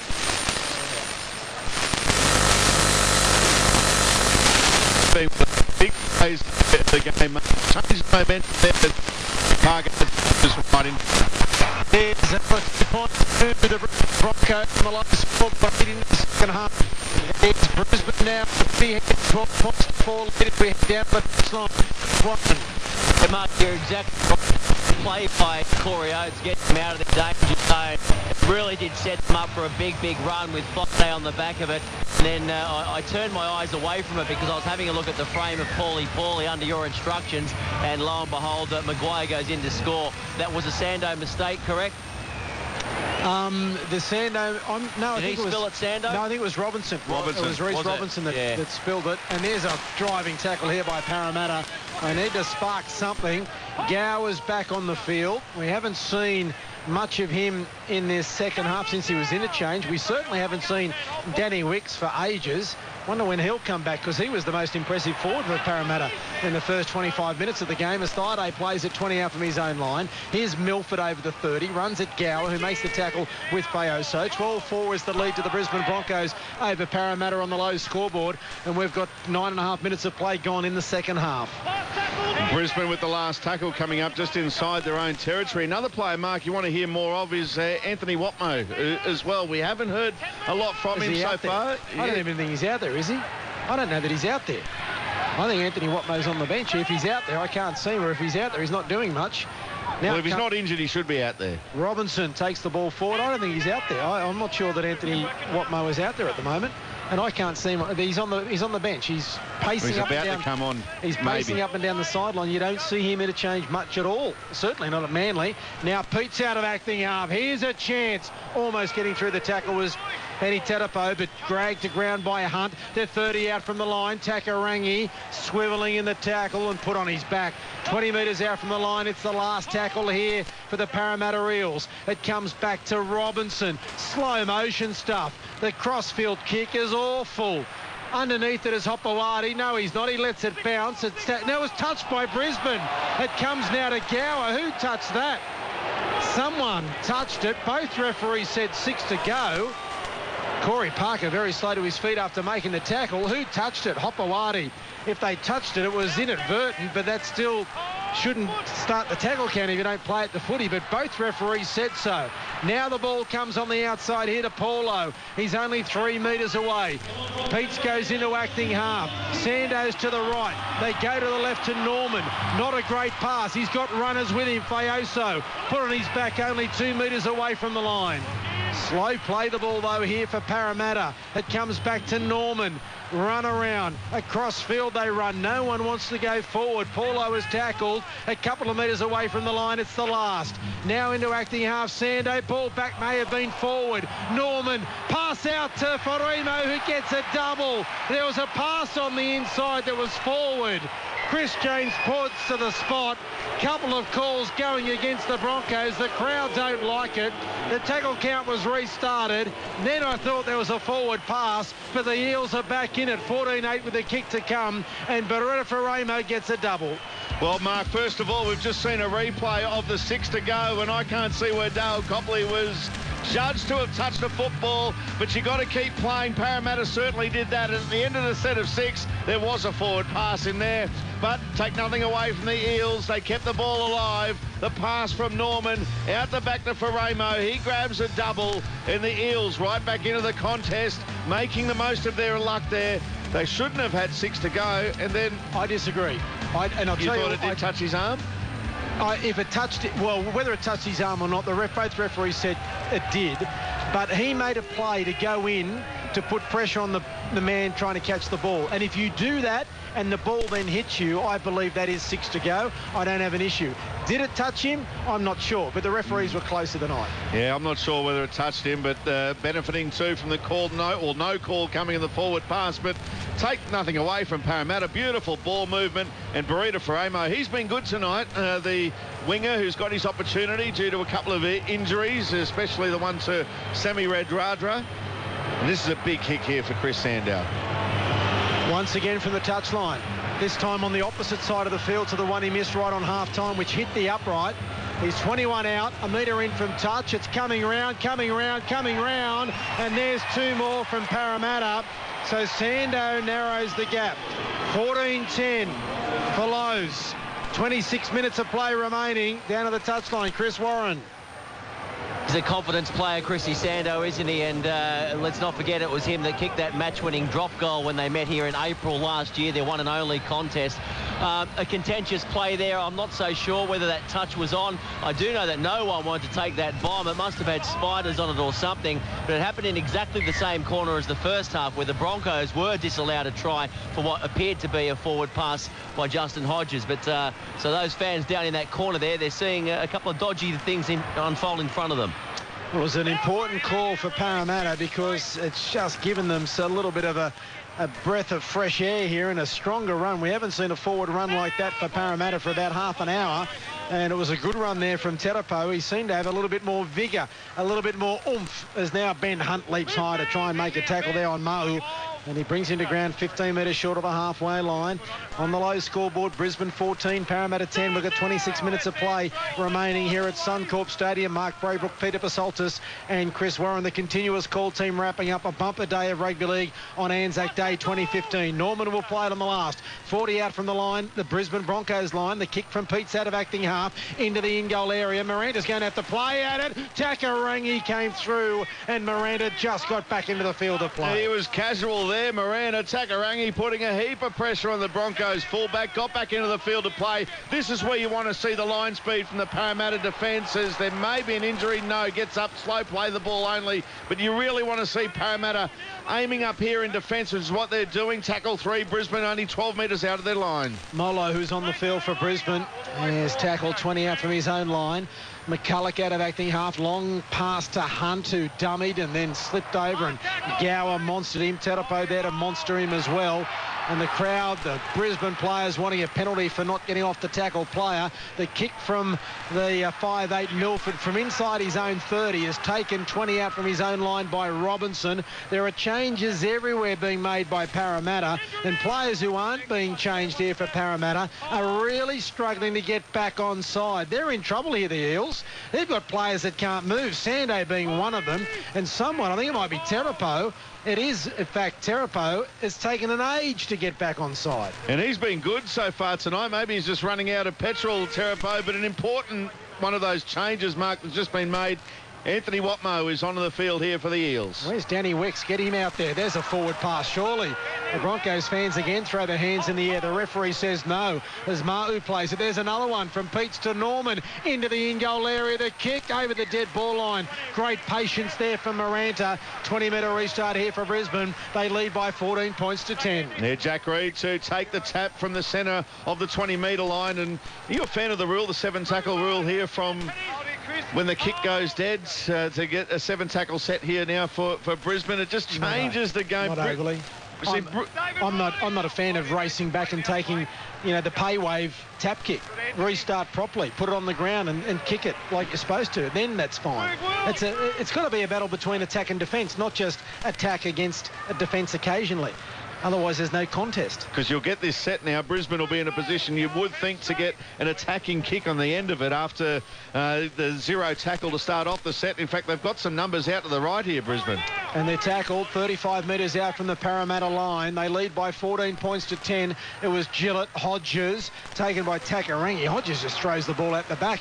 Miranda is luckily enough there to tidy up. He runs across field, gets away from one, can't get away from Gower, and Watmo over the top tidies him up.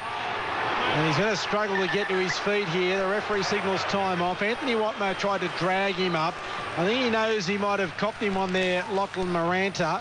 The referee said time off straight away. The video referee for Coates Hire will look at that. One under the chops from Anthony Watmo, no doubt about it. There'll be a penalty. Hodges speaking to the referee. Watmo having a chat as well. Okay, Corey, go on, mate. Thanks, Justin. I'll just... Thanks, Corey. Anthony, high tackle. On report. Just back on the field. For a player that's not normally interchanged, it's got to take some time for him to get back into the rhythm of the game.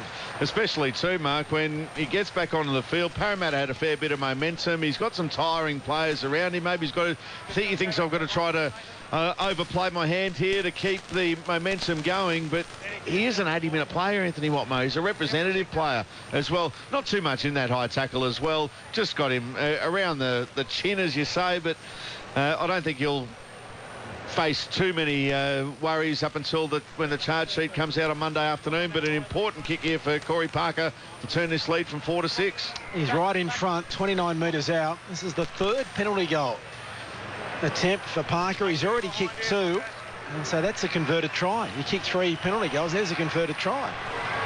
Which, as we say, won him the game a couple of weeks ago against the Roosters. Which will be the difference between the two sides if he kicks it here. Right in front, he strikes it. He hooked it slightly, but not enough to miss. So Corey Parker adds another 2. 16 points to 10 on the low scoreboard. The Broncos over Parramatta. And we've got 18 minutes play gone in this second half. Very hard to see a clock. Nothing's changed here at Brisbane. You've got to duck your head and be a contortionist to see how long to go here at Suncorp Stadium. But it's just the converted try, the difference. But the difference between the two sides for mine so far in the game, Peter Basaltis, is Brisbane much more professional and much more consistent than Parramatta. May not have as much footy in them, but they are playing a more consistent style of football. Yep, patient structure there for Brisbane. They're just doing the simple things right, and they're not afraid just to keep doing those simple things, Mark. It's what's worked for them so far this season, where they're sitting up near the top of the table. I know they're coming off the loss against the Dragons last week, but they're just doing the little things right. Parramatta can look flashy. They've had some moments where they've looked to, you'd think they're going to blow Brisbane apart, but they just haven't been able to, as McCulloch with another shot at a 40-20. This one not that bad, but Robinson across to take it on the full. 20 metres out from his own line. He brings it back towards the centre of the park, gets away from Hunt, gets away from Day, can't get away from the tackle there of Copley, and he plays it 30 out from his own line, right in centre field. Now it comes back to Faremo, and he's tackled 10 short of halfway, centre field as well. One of the defenders there was Day. Corey Parker in there as well, so too Gillett. Now here's Wicks back on the field, taken to ground there by Molo, picks up about 10 metres, and now they take it over the 40. Parramatta, Brisbane's end of the field. Norman pops the ball back inside to Ma'u, who's been good tonight for Parramatta when he's had opportunities. Plays it 30 out from the line. Now it comes to, on his lonesome, Joseph Paulo was the only Parramatta player anywhere near the football then, so it was always going to be one out from the Eels. Sando on the last tackle, kicks back to the middle of the park. Not a bad kick, except there was no one chasing. Over the dead ball line, he'd got Lachlan Miranda completely out of position, but no Parramatta player back on the lazy side of the ground was actually chasing the kick. Mark, they'd all clocked off. Every one of them back on the inside to Chris Sandow's left had all clocked off. All you needed was one of them to come through there, and they get a repeat complete set of 6 then, Brisbane, because Miranda he was wrong-footed, had to turn around, go back, and he would have breathed a sigh of relief, A, to see not one chaser coming through, and B, to see the ball go over the touchline. There's a lot of hands on haunches here from Parramatta. They're almost running on empty. Francis Molo's come off. Cody Nicarima's on. How long do you reckon Francis Molo had out there? 6 minutes, 5 minutes, if that. If that. If that. And Cody Nicarima, who can play, is out there. And he goes into acting half. Now here for the Brisbane Broncos, wearing the 17. Adam Blair takes it forward into Parramatta territory by 5 metres. Expect Nicarima to have a few runs out of dummy half to catch these tiring Parramatta forwards. He'll get the ball from Hodges now. Here he goes, linking up Ben Hunter. Miranda winning the flick pass back on the inside to Anthony Milford. And the Brisbane Broncos are in again. They extend the lead. There he is, Cody Nicarima, back on the inside, doing what he did so well for the Holden Cup side last year. They brought him off the bench in the grand final last year. He almost won it for them out of nowhere. Well, support play there outstanding. It was the speculator, but it's a try. Backing up on the inside as Justin Hodges skipped out of dummy half, 40 metres out the Parramatta line. He knew he tried to get the pace to get there himself, but the Parramatta defence were coming across. He knew that he'd have teammates back on his inside. He had 2 of them there, threw the flick pass out the back, ended up in the hands of Anthony Milford, who was one of those players backing up, scores the try, a 10-point margin, soon to become 12 if Corey Parker can convert. I know there's plenty of time left, just shy of 18 minutes, but I don't know whether Parramatta can come back from this one, Mark. They've looked tired the last couple of minutes, the Parramatta Eels. The fresh player, Cody Nicarima, onto the field. He's a genius, Wayne Bennett. Saw that they were tiring the Eels, and Cody Nicarima has just added some spark. If he wasn't on the field, Brisbane don't score that try. 20 points to 10 on the low scoreboard. Brisbane over Parramatta with a kick to come. And Corey Parker should convert. We'll get into Chris Warren on the touchline after he kicks this goal. He's, about 18 metres in from this western touchline, 21 metres out. He's kicked very well tonight, Corey Parker, 4 from 5, just to make it 5 from 6 and make it 2 converted tries the difference. It's a big kick here for Corey Parker. And we've been talking about it the last couple of minutes. Parramatta just seem to be out on their feet as Parker adds the extra 2 and Chris Warren down on the touchline. Brisbane 22, Parramatta 10 for Lowe's. That kick that went over the dead ball line back on, as I called it, the lazy side of the field for Parramatta. They all thought the ball was going to the right, so their players on the left didn't chase the kick, and to me that's a bad sign. Well, we've probably just seen in that last minute of play there, it encapsulates the whole game, and I'm talking about urgency. Parramatta, Chrissy Sando put a nice well-weighted kick back centre field. The kick was good, but there was no chase there. At the other end of the field, one set later, Brisbane then, Cody Nicarima, he couldn't see anyone there, but he knew there'd be some people in support, and there was, and Milford went over the score. He's been good tonight, Anthony Milford, as well as Brisbane received the ball from the kick-off. Hasn't had to do a lot. Not a lot of the play has gone towards him, but on occasions, Mark, he's gone looking for the football, and he's done a lot of good little things right as well as Anthony Milford, and he deserves that try. He's a kid. He's still a kid. Yeah. He's a work in progress. I think I called his first game in the under-20s for Canberra. And straight away, you just knew he was going to be something special. And he's still got a long way to go, but he's still a young kid. And I wouldn't be surprised if in 5 years' time we're talking about him in exalted company. There's their tackle, 5 metres short of halfway through Blair. Plays it back. The kick comes from Hunt. Into open space. Robinson with an awkward bounce just outside his own goal line. Traps it with his foot and brings it over the 10. And Copley makes the tackle. They've got some work here, Parramatta. They're still struggling to get back onside. Well, as that ball was played, there were only 3 players back onside there for the Eels. They've still got players coming back. They look bunched. They look, well, not disinterested, but they're just out on their feet. Well, Tim Manor is back now, the skipper, playing it 35 out from his own line. Pompowati with a bit of a dash out of acting half is about 5 short of halfway, plays it back to Peets. Now it comes to Gower. Gower to Norman over the halfway line. 5 in from the western touchline, tackled there by Hunt. And he's tackled 40 metres away from the Brisbane line. Here is the last tackle for the Parramatta Eels. It comes there to Mahu. What's he doing first? Receiver on the last tackle.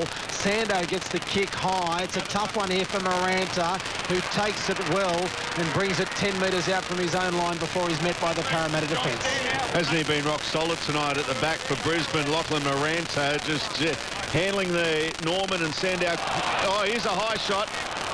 Not too much in it. It's from John Folau. It was lazy, just a penalty. I don't think it'll be put on report. A lazy one there from big John Folau. On Justin Hodges, there was a tired tackle. Just stepped him across the shoulder first and just got him around the neck. After that, there was nothing in it. Justin Hodges. I was going to say, Justin Hodges. An Academy Award for that one. He was taken high. It warranted a penalty, but he made the most of it to go down to make sure his side did get the penalty. I reckon about 10 or 15 years ago, maybe even less, Salty, no player would have stayed down for that. They would have been jumped straight up to their feet, and the referee would have said, play on, and said to John Folau, mate, just be careful next time, keep him down. Yeah, absolutely nothing in it. The game has changed in that respect as well. Now it comes to Parker. Parker to Milford. Milford cuts out Day. It comes to Copley. Copley now to Oates down the touchline inside one and loses the ball. And the man he beat, Faramo, is able to dive on it for Parramatta. There is a chance here that if the Broncos can hang on to it, they may put another 20 here on the Eels. Beautiful pass there from Milford. He got Copley, put Copley on the outside of his man, and that created the overlap. And Corey Oates, you thought he was just going to barge through to score. He's a big man, Corey Oates. He won't play that long on the wing. You would have thought he's destined to play his career in the back row as Parramatta look to go through Mal. He's tackled about 12. He's tackled high, I think, too. And now he's going to stay down. See, well, if Justin Hodges gets a penalty, and if we have a penalty before when Lachlan Maranta stays down, I'm going to stay down. Why not? Why not? The high shot comes. He copped one. There's no doubt he copped one, and he most probably is feeling the effects, but I'm sounding like an old man here, but in days gone past, players would have done whatever they could to try and get to their feet. There's certainly, well, there's no penalty there. He hit him in the head. Got him in the head. He was falling, yes, but that doesn't worry you. I thought, Mark, it was got to be in the defender's responsibility to avoid the head. In the head, absolutely. Anyway, Parramatta's still in possession. Now it comes to David Gower. He takes it over the 20-metre line. Right in centre field, he'll play it. It is the last tackle here. Where's Sando? He's gone to the left. Peets goes that way as well. He's got Norman with him, doesn't use him. Takarangi run around Norman. Monstered straight away by Hodges. That'll be the last tackle changeover. So Parramatta tried to run it on the last, and Justin Hodges read it well. They needed to get something out of that one, the Eels. That's an understatement. They're still in the game as far as the scoreboard goes, Mark. 12 minutes and 20 seconds left. 2 converted tries, and they're level with Brisbane, and now there's a penalty here. Well, Justin Hodges has worked that to a treat against his old mate Corey Norman. What Corey Norman was doing, trying to slow the changeover down, is beyond me. Corey, look at the scoreboard. The low scoreboard tells you you're down by 12 with 12 to play. You don't want to be slowing the game down. It's just elementary stuff from Parramatta time after time, and now Brisbane, they're going to get out, well, just only found the 15 metres there, so 20 short of the halfway line. The tap will come from the penalty. What does Brad Arthur do with this team? On occasions, Mark, they can look like world beaters, Parramatta, but then they just do some silly things. As Brisbane, though, just keeping things simple. You're right, though, you'd have to think that Brisbane, they're set to score a couple of more tries to close this one out.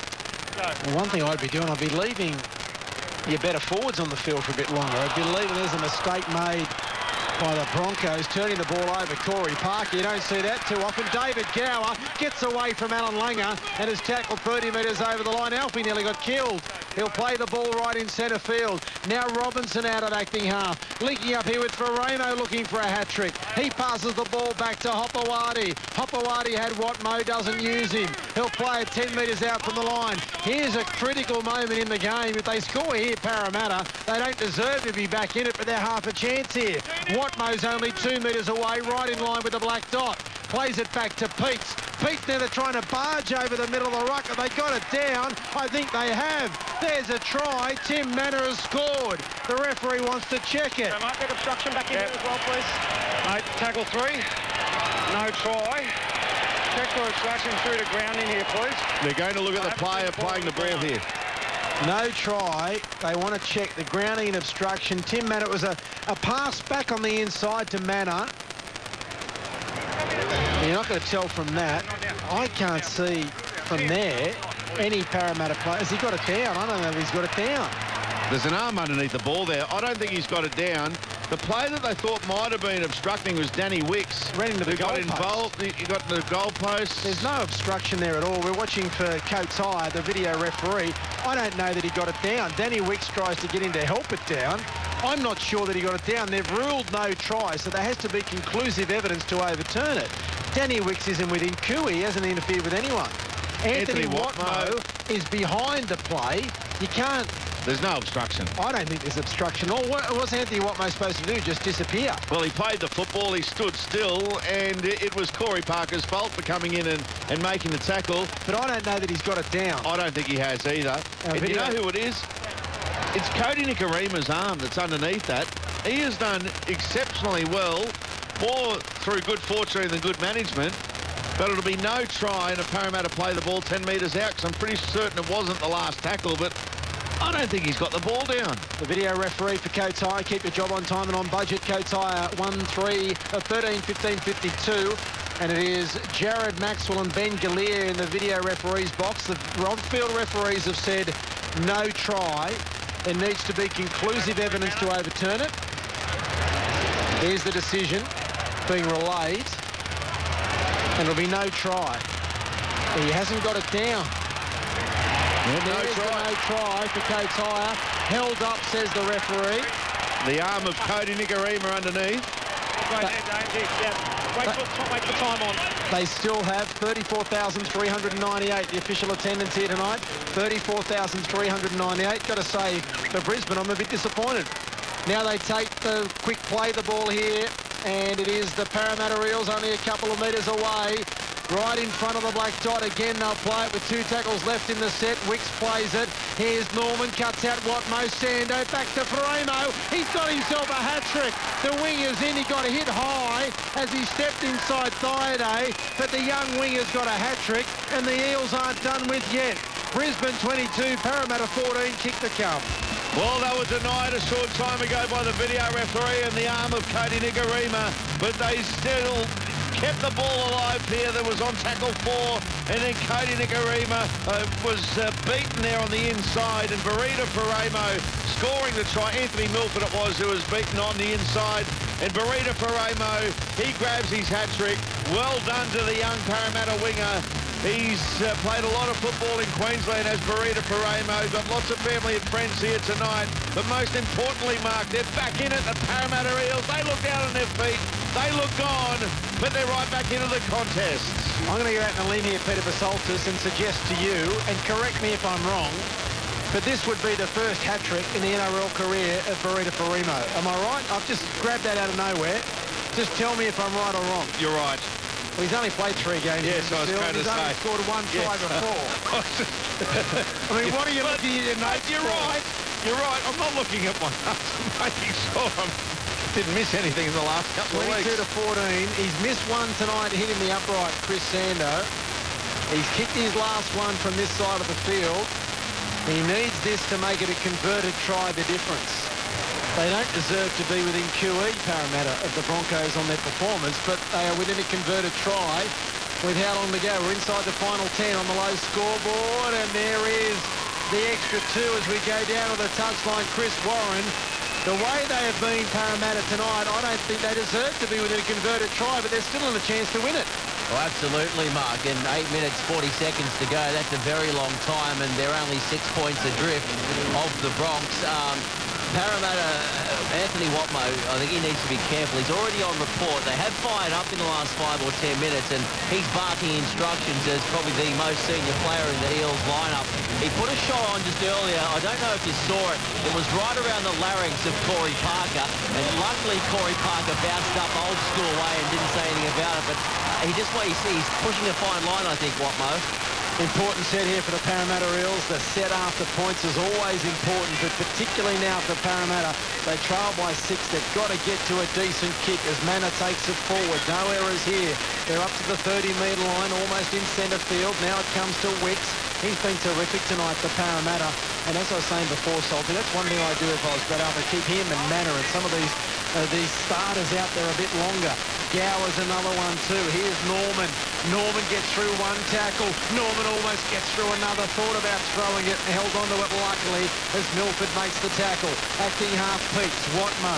Watmo to Gower. Had no one really to pass to. Put on his back in a strong tackle by Josh Maguire. Right in the middle of Suncorp Stadium. 40 out from the Broncos line. Last tackle. Norman with a high floating kick. Maranta takes it well, but there was no real chase from Parramatta because the kick wasn't high enough for them to get down there. 22-16, it's the Broncos over the Eels for Lows, and we've got 7 minutes of play remaining. Yeah, terrific set of 6 in the back of scoring points there, but the kick needed to be a little bit higher.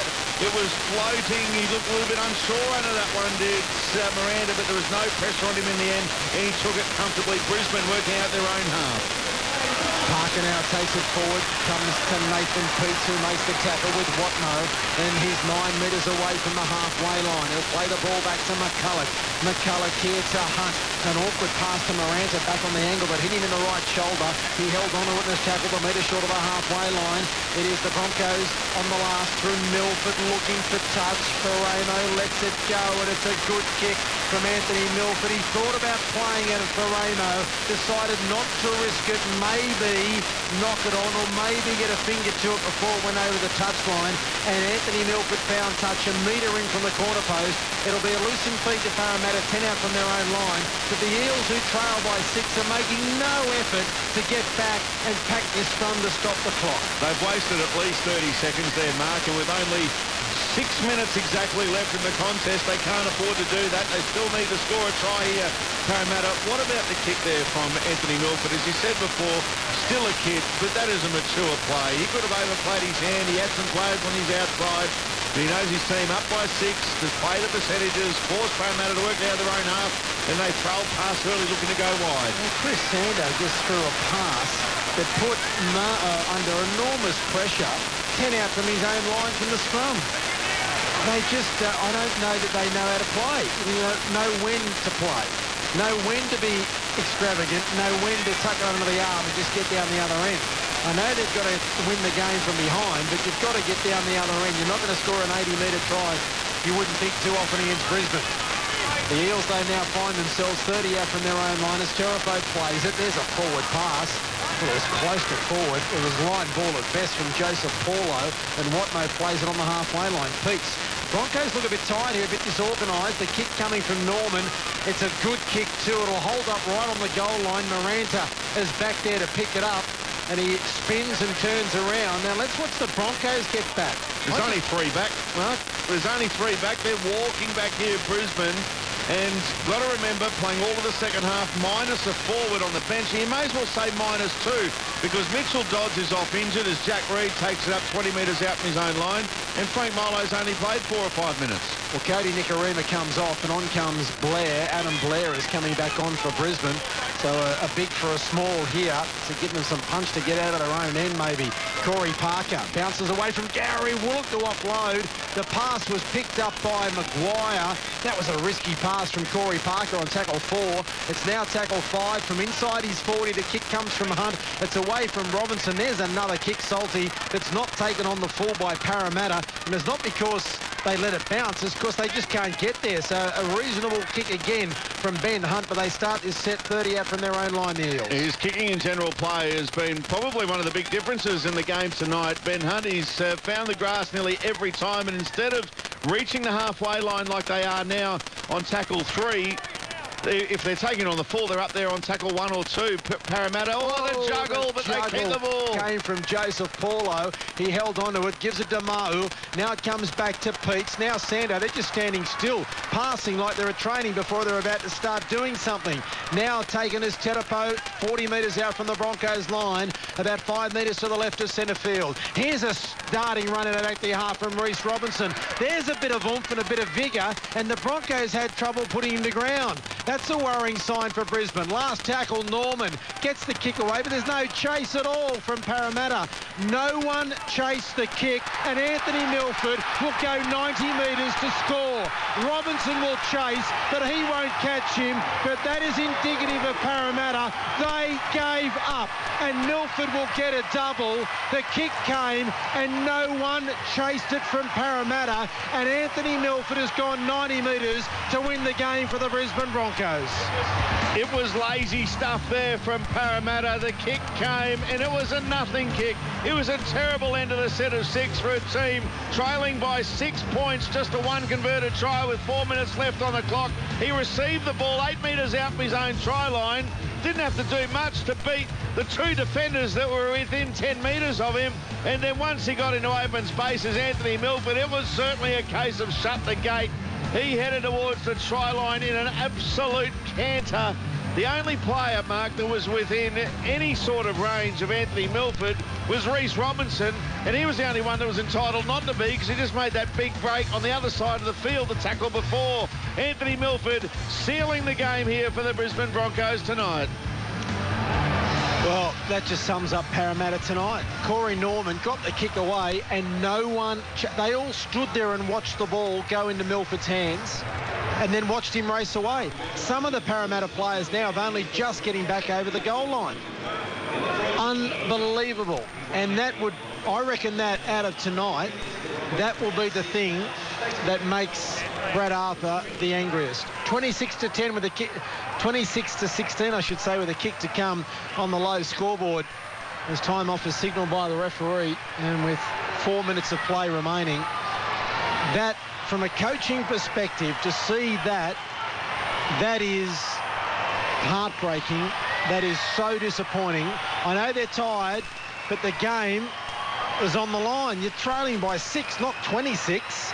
How do you not chase when you're trailing by 6? Unbelievable. Here's Corey Parker. 10 metres in from touch. 23 out. It's a good night with the boot for Corey Parker. He adds another 2. And it is a very handy lead, 28-16 for Brisbane, with 4 to play on the low scoreboard as we head down to the touchline. Chris Warren.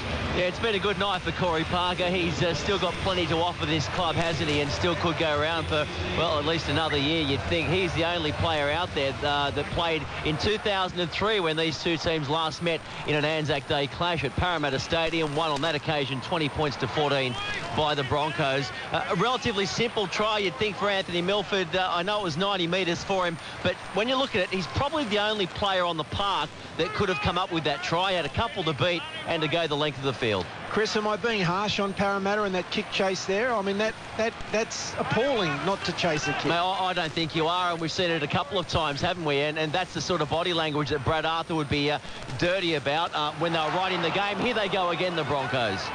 Well, we did say before, didn't we, Salty, that there's a chance of them putting 20 points or so on us. For some reason, Corey Parker comes into David Gower. Didn't like the tackle. But that try to Parramatta just gave them a little bit more incentive. But now it's almost as if the white flag's gone up and the Broncos are 40 metres out from Parramatta's line on the last. Hunt will just find the touch line. He does with a kick on the last tackle. And let's see how quickly Parramatta, whether they've got any vigour about them at all to get back and pack this scrum down. Anthony Watmough, at least, is running towards the scrum. But they're in no hurry again to go and pack this scrum. How long is there to go? 30 seconds on the clock. But you want to see your team showing something. Show something. Yeah, they haven't shown much in the last few minutes here, Parramatta, and they've had their chances, Mark. They're going to get beaten by that 12-point margin, but they've had chances here tonight, Parramatta, but just haven't shown enough urgency, and then also not enough patience as well. That's what it's come down to a lot tonight for Parramatta. But Brisbane are going to get the win in the final game before the rep season starts next week. An important game tonight for Brisbane to get those 2 competition points. Certainly, it's the tough part of the year coming up for all the clubs. Of course, the test matches next week, the test match on Friday night back here at Suncorp Stadium. And a weekend off for most players, but there's also the Islanders test, the Pacific Islands test as well. City Country, a little bit of a set to it, the play. The ball there is the siren, Reece Robinson. In fact, it is Joseph Paulo in possession, and it's a win to the Brisbane Broncos. A thoroughly deserved win in the end as well. Full time at Suncorp Stadium. It is the Brisbane Broncos 28, the Parramatta Eels 16 on the low scoreboard, and the Broncos bounce back after the loss to the Dragons last week. Tim Manor having a word here with the referee. I'm not sure what about. I think he should be having a word with his own teammates about their effort tonight and the effort they put in the chase, the kick chase. Chris Ryan will bring us a couple of interviews down on the field there, and he can get over to speak to one of the Brisbane Broncos players. And the Parramatta Eels players shaking hands. Comprehensive performance from Brisbane. They just did the little things correctly. They knew how to win the game. They knew what they had to do. They knew they didn't have to be too extravagant, and they weren't, but they were the better side by far. They did exactly what they needed to do tonight, the Brisbane Broncos, as Chris Warren, he's trying to get in amongst them at the moment, still shaking hands, both sets of players, and I'm sure that's what Wayne Bennett will be most happy with, just the fact they're going to come away with the win and in a good position going into the rep season. As we head downstairs now to Chris Warren. Thanks, Salty. Justin Hodges, the skipper, back on deck. Well, I mean, you missed last weekend second half. A big occasion here for your club tonight. How important is it, this win on ANZAC Day for you? Oh, look, it's massive. It's the reason why we play footy for these occasions. For what the Diggers and the ANZAC's done, to make us a land that's free and give us an opportunity to play the game that we love. So it's a great occasion to play tonight, and obviously come here to represent them. The service before the match went for about 15 minutes. Is that difficult in terms of preparation? It was impeccably observed, the minute silence, etc. Difficult for you in your preparation and your warm-up? No, not really. We knew how long it was going to be, and that's understandable. We had for once, it wasn't about us, it was about the ANZAC, so it was only fitting for us to pay tribute to them with obviously a massive crowd and a great performance. Hey, apart from round one and a toweling by South Sydney, you've only lost the one match since then. That was last week by 2 points to the Dragons. A perfect way for you to turn it around tonight.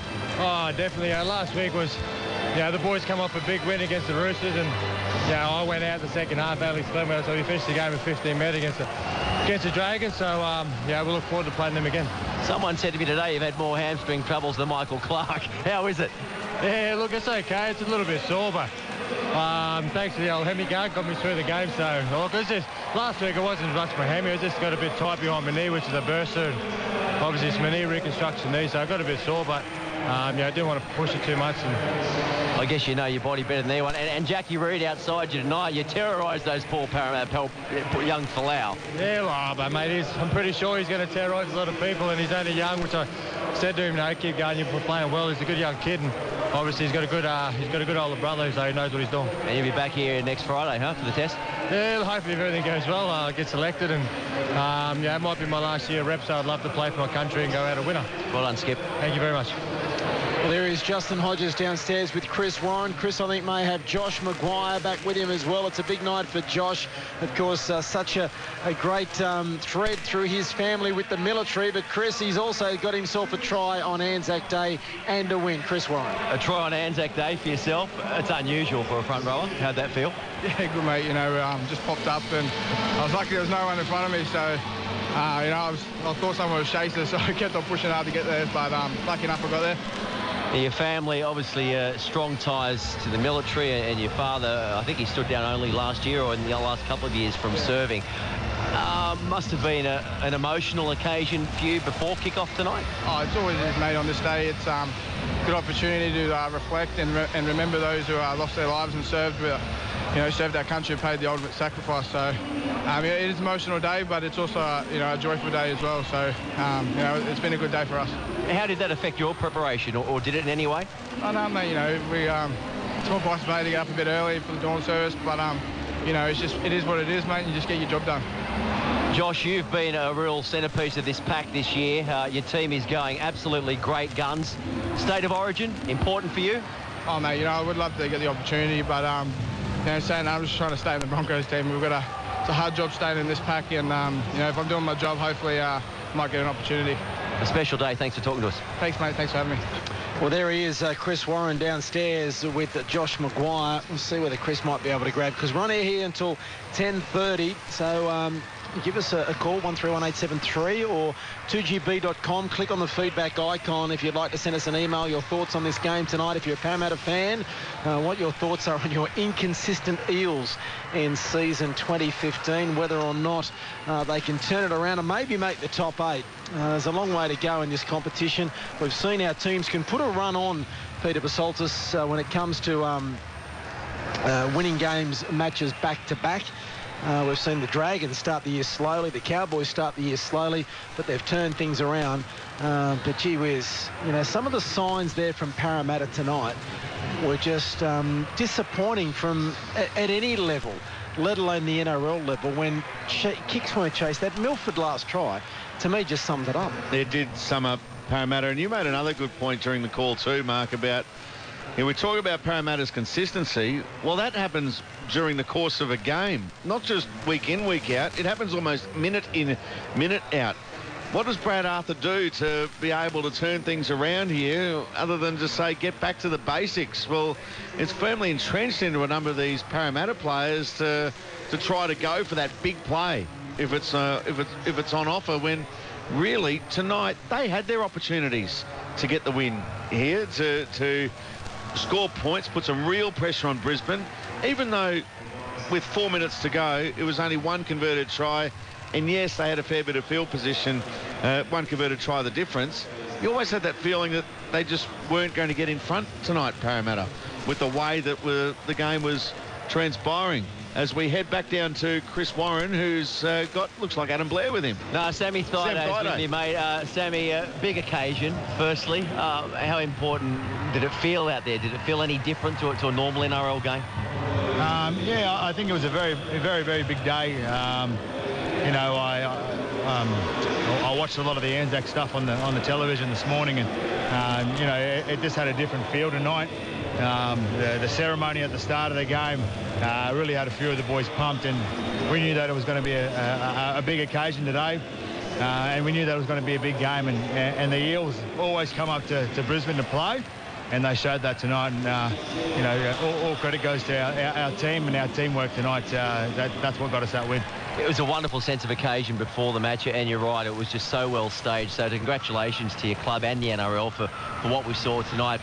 This pack of yours, though, Sammy, you talked about taking on some of these big boppers in the blue and gold, but you more than matched them in the middle.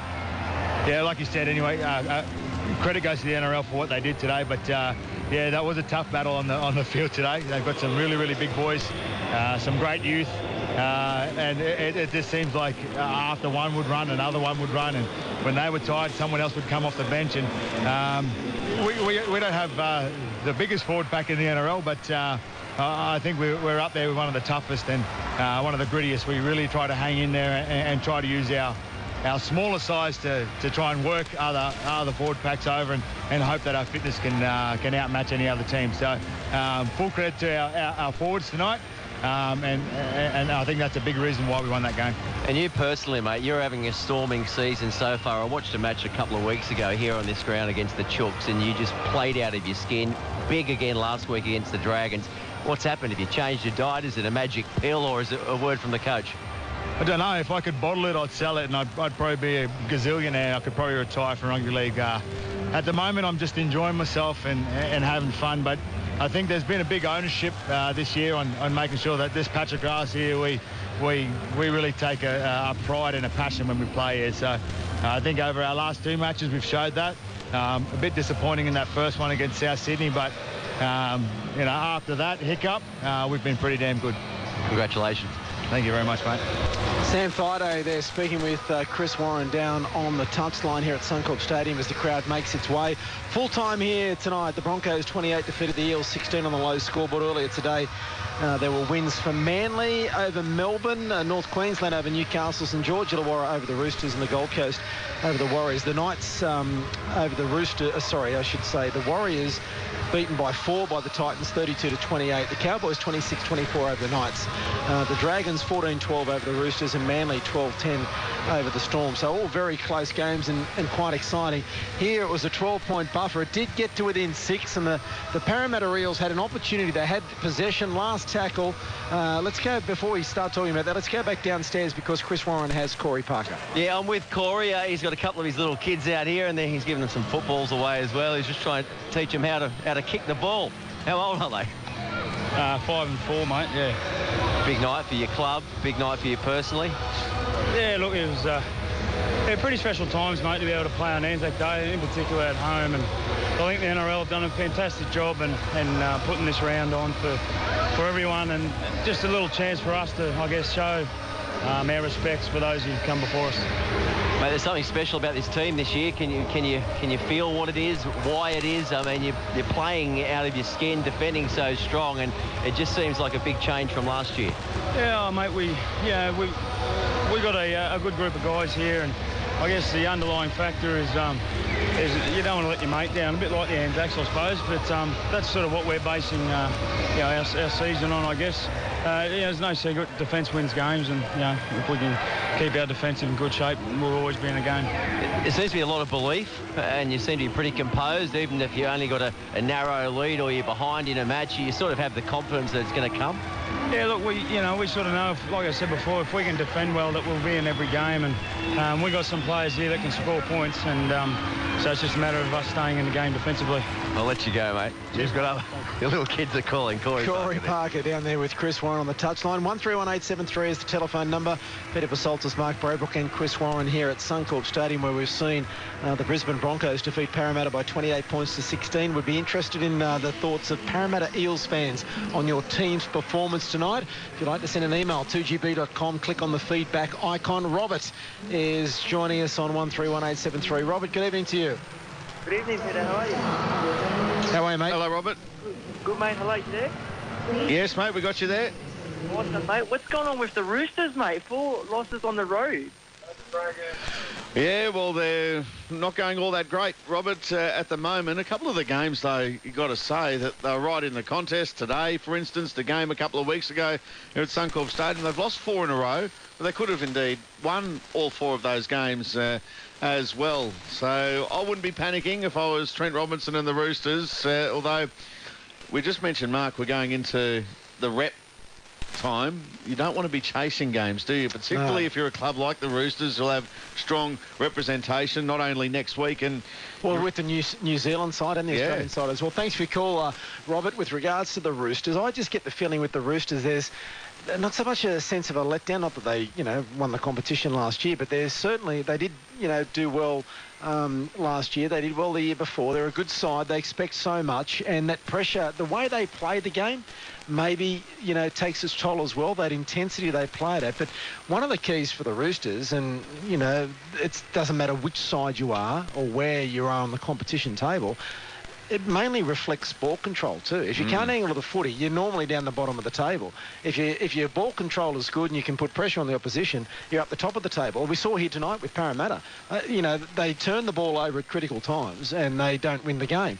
And the Roosters just seem to drop the ball or turn the ball over at critical times, and they make the wrong choices. Yeah, they make the wrong choices at times. There was an opportunity there today, early in the game, the bits that I saw before coming here, where James Maloney took the wrong option. He cut out Michael Jennings, who was in a yawning gap, and the ball went to Tupou over the touchline. But when you're playing well, the decision-making process is clean and is good, and that would hit Jennings on the chest and he's away. But it's just not clicking at the moment for the Roosters. And then had the moment later on in the game where he once again set up Jennings, but hit him on the head. So, yeah, you're right, just not getting the timing right at the moment, the Roosters. But, yeah, I wouldn't be panicking if I was them. Of course, all the teams with a week off next week, apart from the rep players, of course, with the various test matches, because it's not just the Australia-New Zealand game. It's also, we've got the various Pacific Island test matches that are going to be played on Saturday night.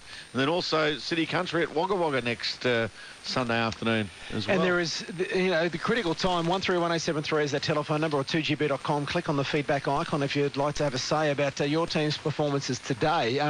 The thing about that as well is that so many players will be playing with the test match on Friday, the Pacific Islanders on Saturday, and City Country, as you mentioned, on Sunday. When it's a weekend off for most clubs, there's still going to be a hell of a lot of players that are playing and have the chance of picking up an injury at a critical time of the year too. Parramatta are going to have, if you look through their list, they could have anywhere up to about 10 players playing next week. A lot of them will be playing on Saturday night. I was going to say, in the Islander match, you wouldn't be picking any of the others on the form displayed tonight. No, but mainly in the Pacific Island test matches, the various ones that will be played on the Gold Coast next Saturday night. So they'll have a large representation. So it's not just the glamour clubs, or if you like, the form clubs of the competition that we used to see that heavy workload. But, you know, a side like Parramatta was a big game for them tonight as well, because, they've got going to have a lot of players involved in rep footy next week.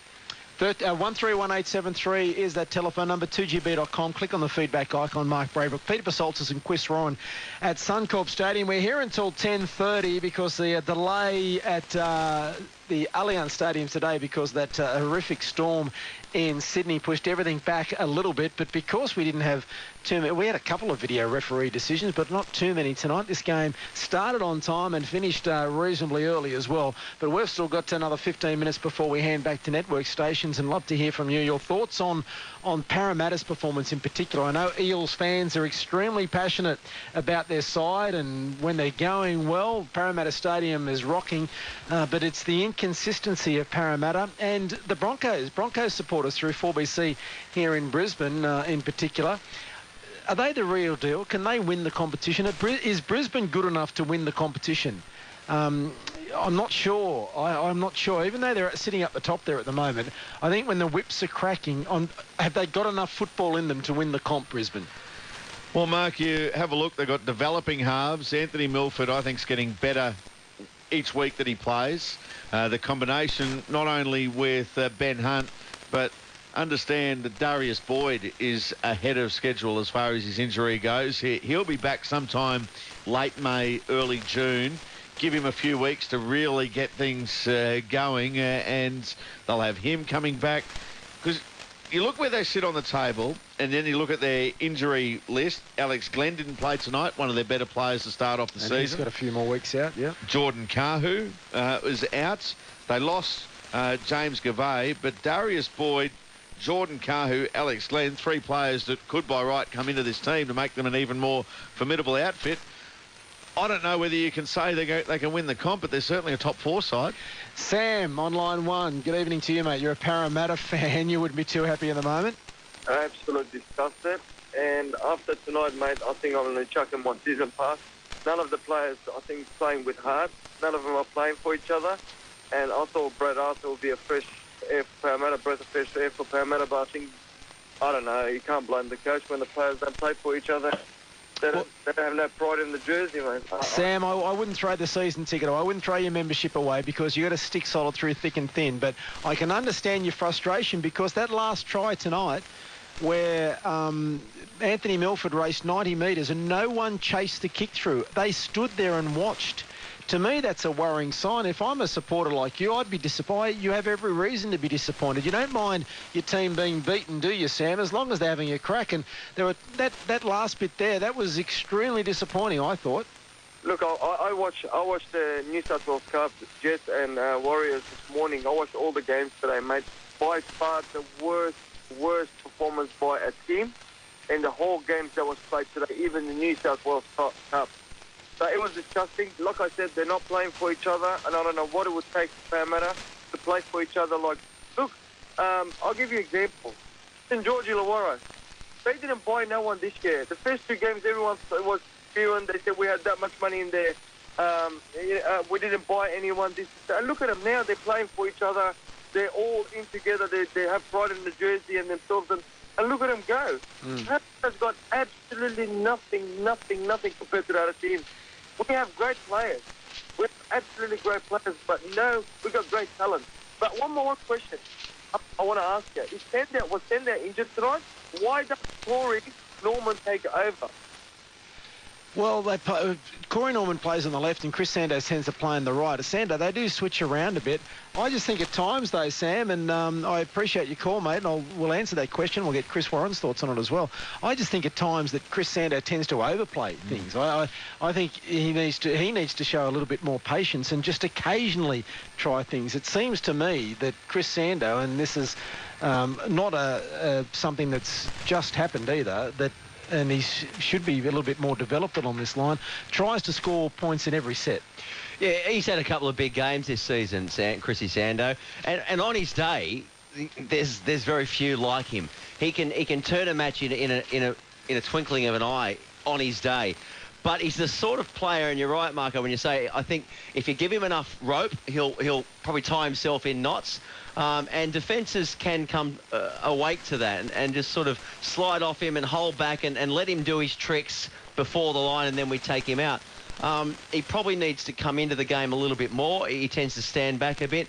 Corey Norman, I think he's looking very good for the Eels, and he is their long-term future. He'll be there long-term. Chrissy Sandow, I think we know that he's battling still for a contract extension, and I think Brett Arthur has made it public that he wants to see a bit more consistency from Chrissy Sandow. He was very strong against the Rabbitohs. When was that? About a month ago or so in their victory. And he was also very strong against Manly. What was that, round 1 or round 2? I think it was round 1. Round 1, yeah. Round 1, but he just needs to do it week in, week out. And depending on which way the wind is blowing and, which way the earth is turning. There's a fair bit of deja vu with all this, isn't there? There's a lot of deja vu. It's not the first time we've spoken about Chrissy Sandow. But see, I think they showed enough tonight, Parramatta, in patches to say that they're a good football team. When they had Danny Wicks, I thought was very impressive tonight, and he's only going to get better the more NRL games he gets under his belt as well. Tim Manor, when he was out there, but he didn't seem to be out there a huge amount of time. They're good front rowers that give them that go forward. Mahood on that left-hand side does some nice things as well. But I'd like, the interchange has to be used by the coach the way he sees best. And I just thought they lost a bit, Parramatta, when they made some changes there. Gower got taken off as well. And Anthony Watmoe spent time on the bench. I don't think... And a long time on the sideline too. Yeah, I don't know if he's carrying an injury, Anthony Watmoe. What he is carrying, though, is an extra sense of responsibility at his new club, an extra sense of burden, if you like. And I'm not so sure that he's handling it too well. He's come in on the horse, the shining knight, but...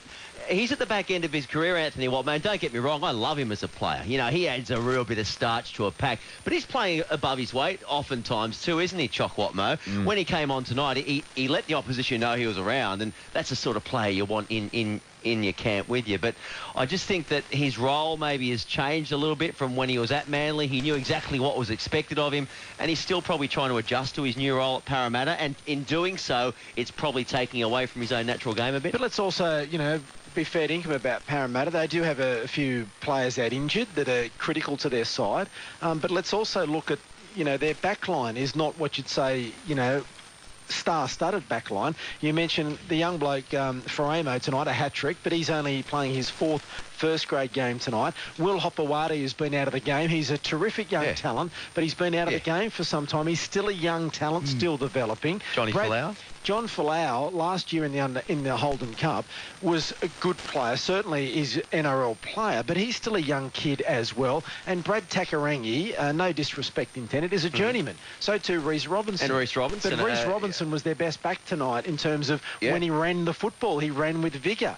And so on. So I don't think we're saying, look, this is a top 4 side, this is a top 6 back line. I think people have got to be realistic about what to expect from Parramatta this year. But regardless of who's in the blue and gold, you want to see the effort. You want to see, if your team gets beaten, you want them to come off and say, I've got nothing left. And Parramatta was saying, I've got nothing left before full time. I think the effort was there tonight in patches, but they came in and out of the game. And you're right, there was a couple of kicks there that should have had some chase on the back. Chrissy Sandow's banana kick back towards the post, it should have had a wall of chases that led to a try. At the other end, at the next set. And that kick there that had no chase led to Milford's try. And it was a terrific kick from Sandow, to be fair, but every one of the players back onto his left on the inside. And that's the lazy side, as I say. And you know what I'm talking about, Chris. The ball goes to the right, you're on the left. left, oh, I don't have to do anything. And it's probably also Sando, because he can be a one-out player sometimes. I'm just going to go and do this, and I'm not going to tell my teammates what I'm doing. But if you're playing with a bloke like that, you know.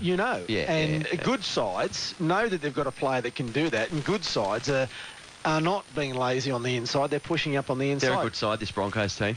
They are a really good team. I'm so impressed with what I've seen of them this year. I first stood up and took real notice of them in that gutsy win here against the Chooks. Well, you were walking upstairs when Mark asked the question before. It's a long way up here too. It is a long way up, isn't it? It is a long. That's why it took me so long. You can get the lift to level 5 and then just walk the last little bit. I'm on the moon.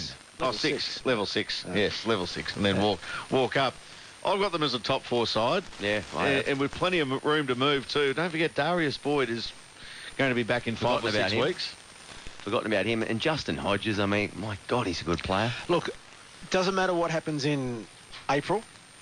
It's what happens in September and October that counts, because there's a lot of football to be played, and the teams that the team that wins the competition in any given year is the team that gets through with the least number of injuries. Yeah, and also the rep period. So it's very important for the Bronx. What's that, 6 wins now out of 8? They've chalked up some points in the bank, and they're going to go through a difficult time over the next month, or 6 or 7 or 8 weeks.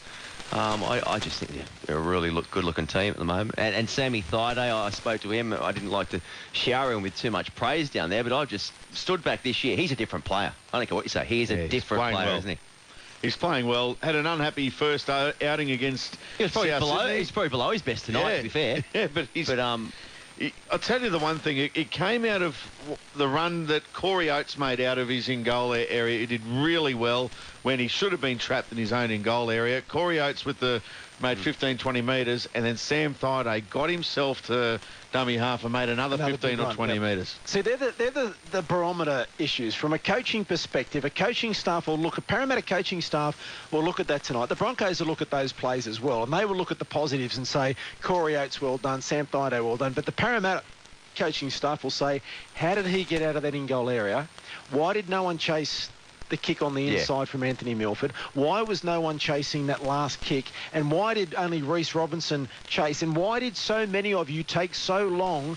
I know it's got nothing to do with the game, Chris, but I watched those Parramatta blokes when Milford ran 90. Some of them weren't back on the goal line when Corey Parker was getting ready to take the kick at goal. Now, you want to see your players, right, getting back there and looking as if they're, you know what I mean? Those sorts of things, to me, send out messages, and they're not necessarily the right messages. Yeah, no, I know exactly what you're saying, and that's probably exactly what Coach Arthur will be saying. Maybe you should go into coaching, Mark Braybrook, okay?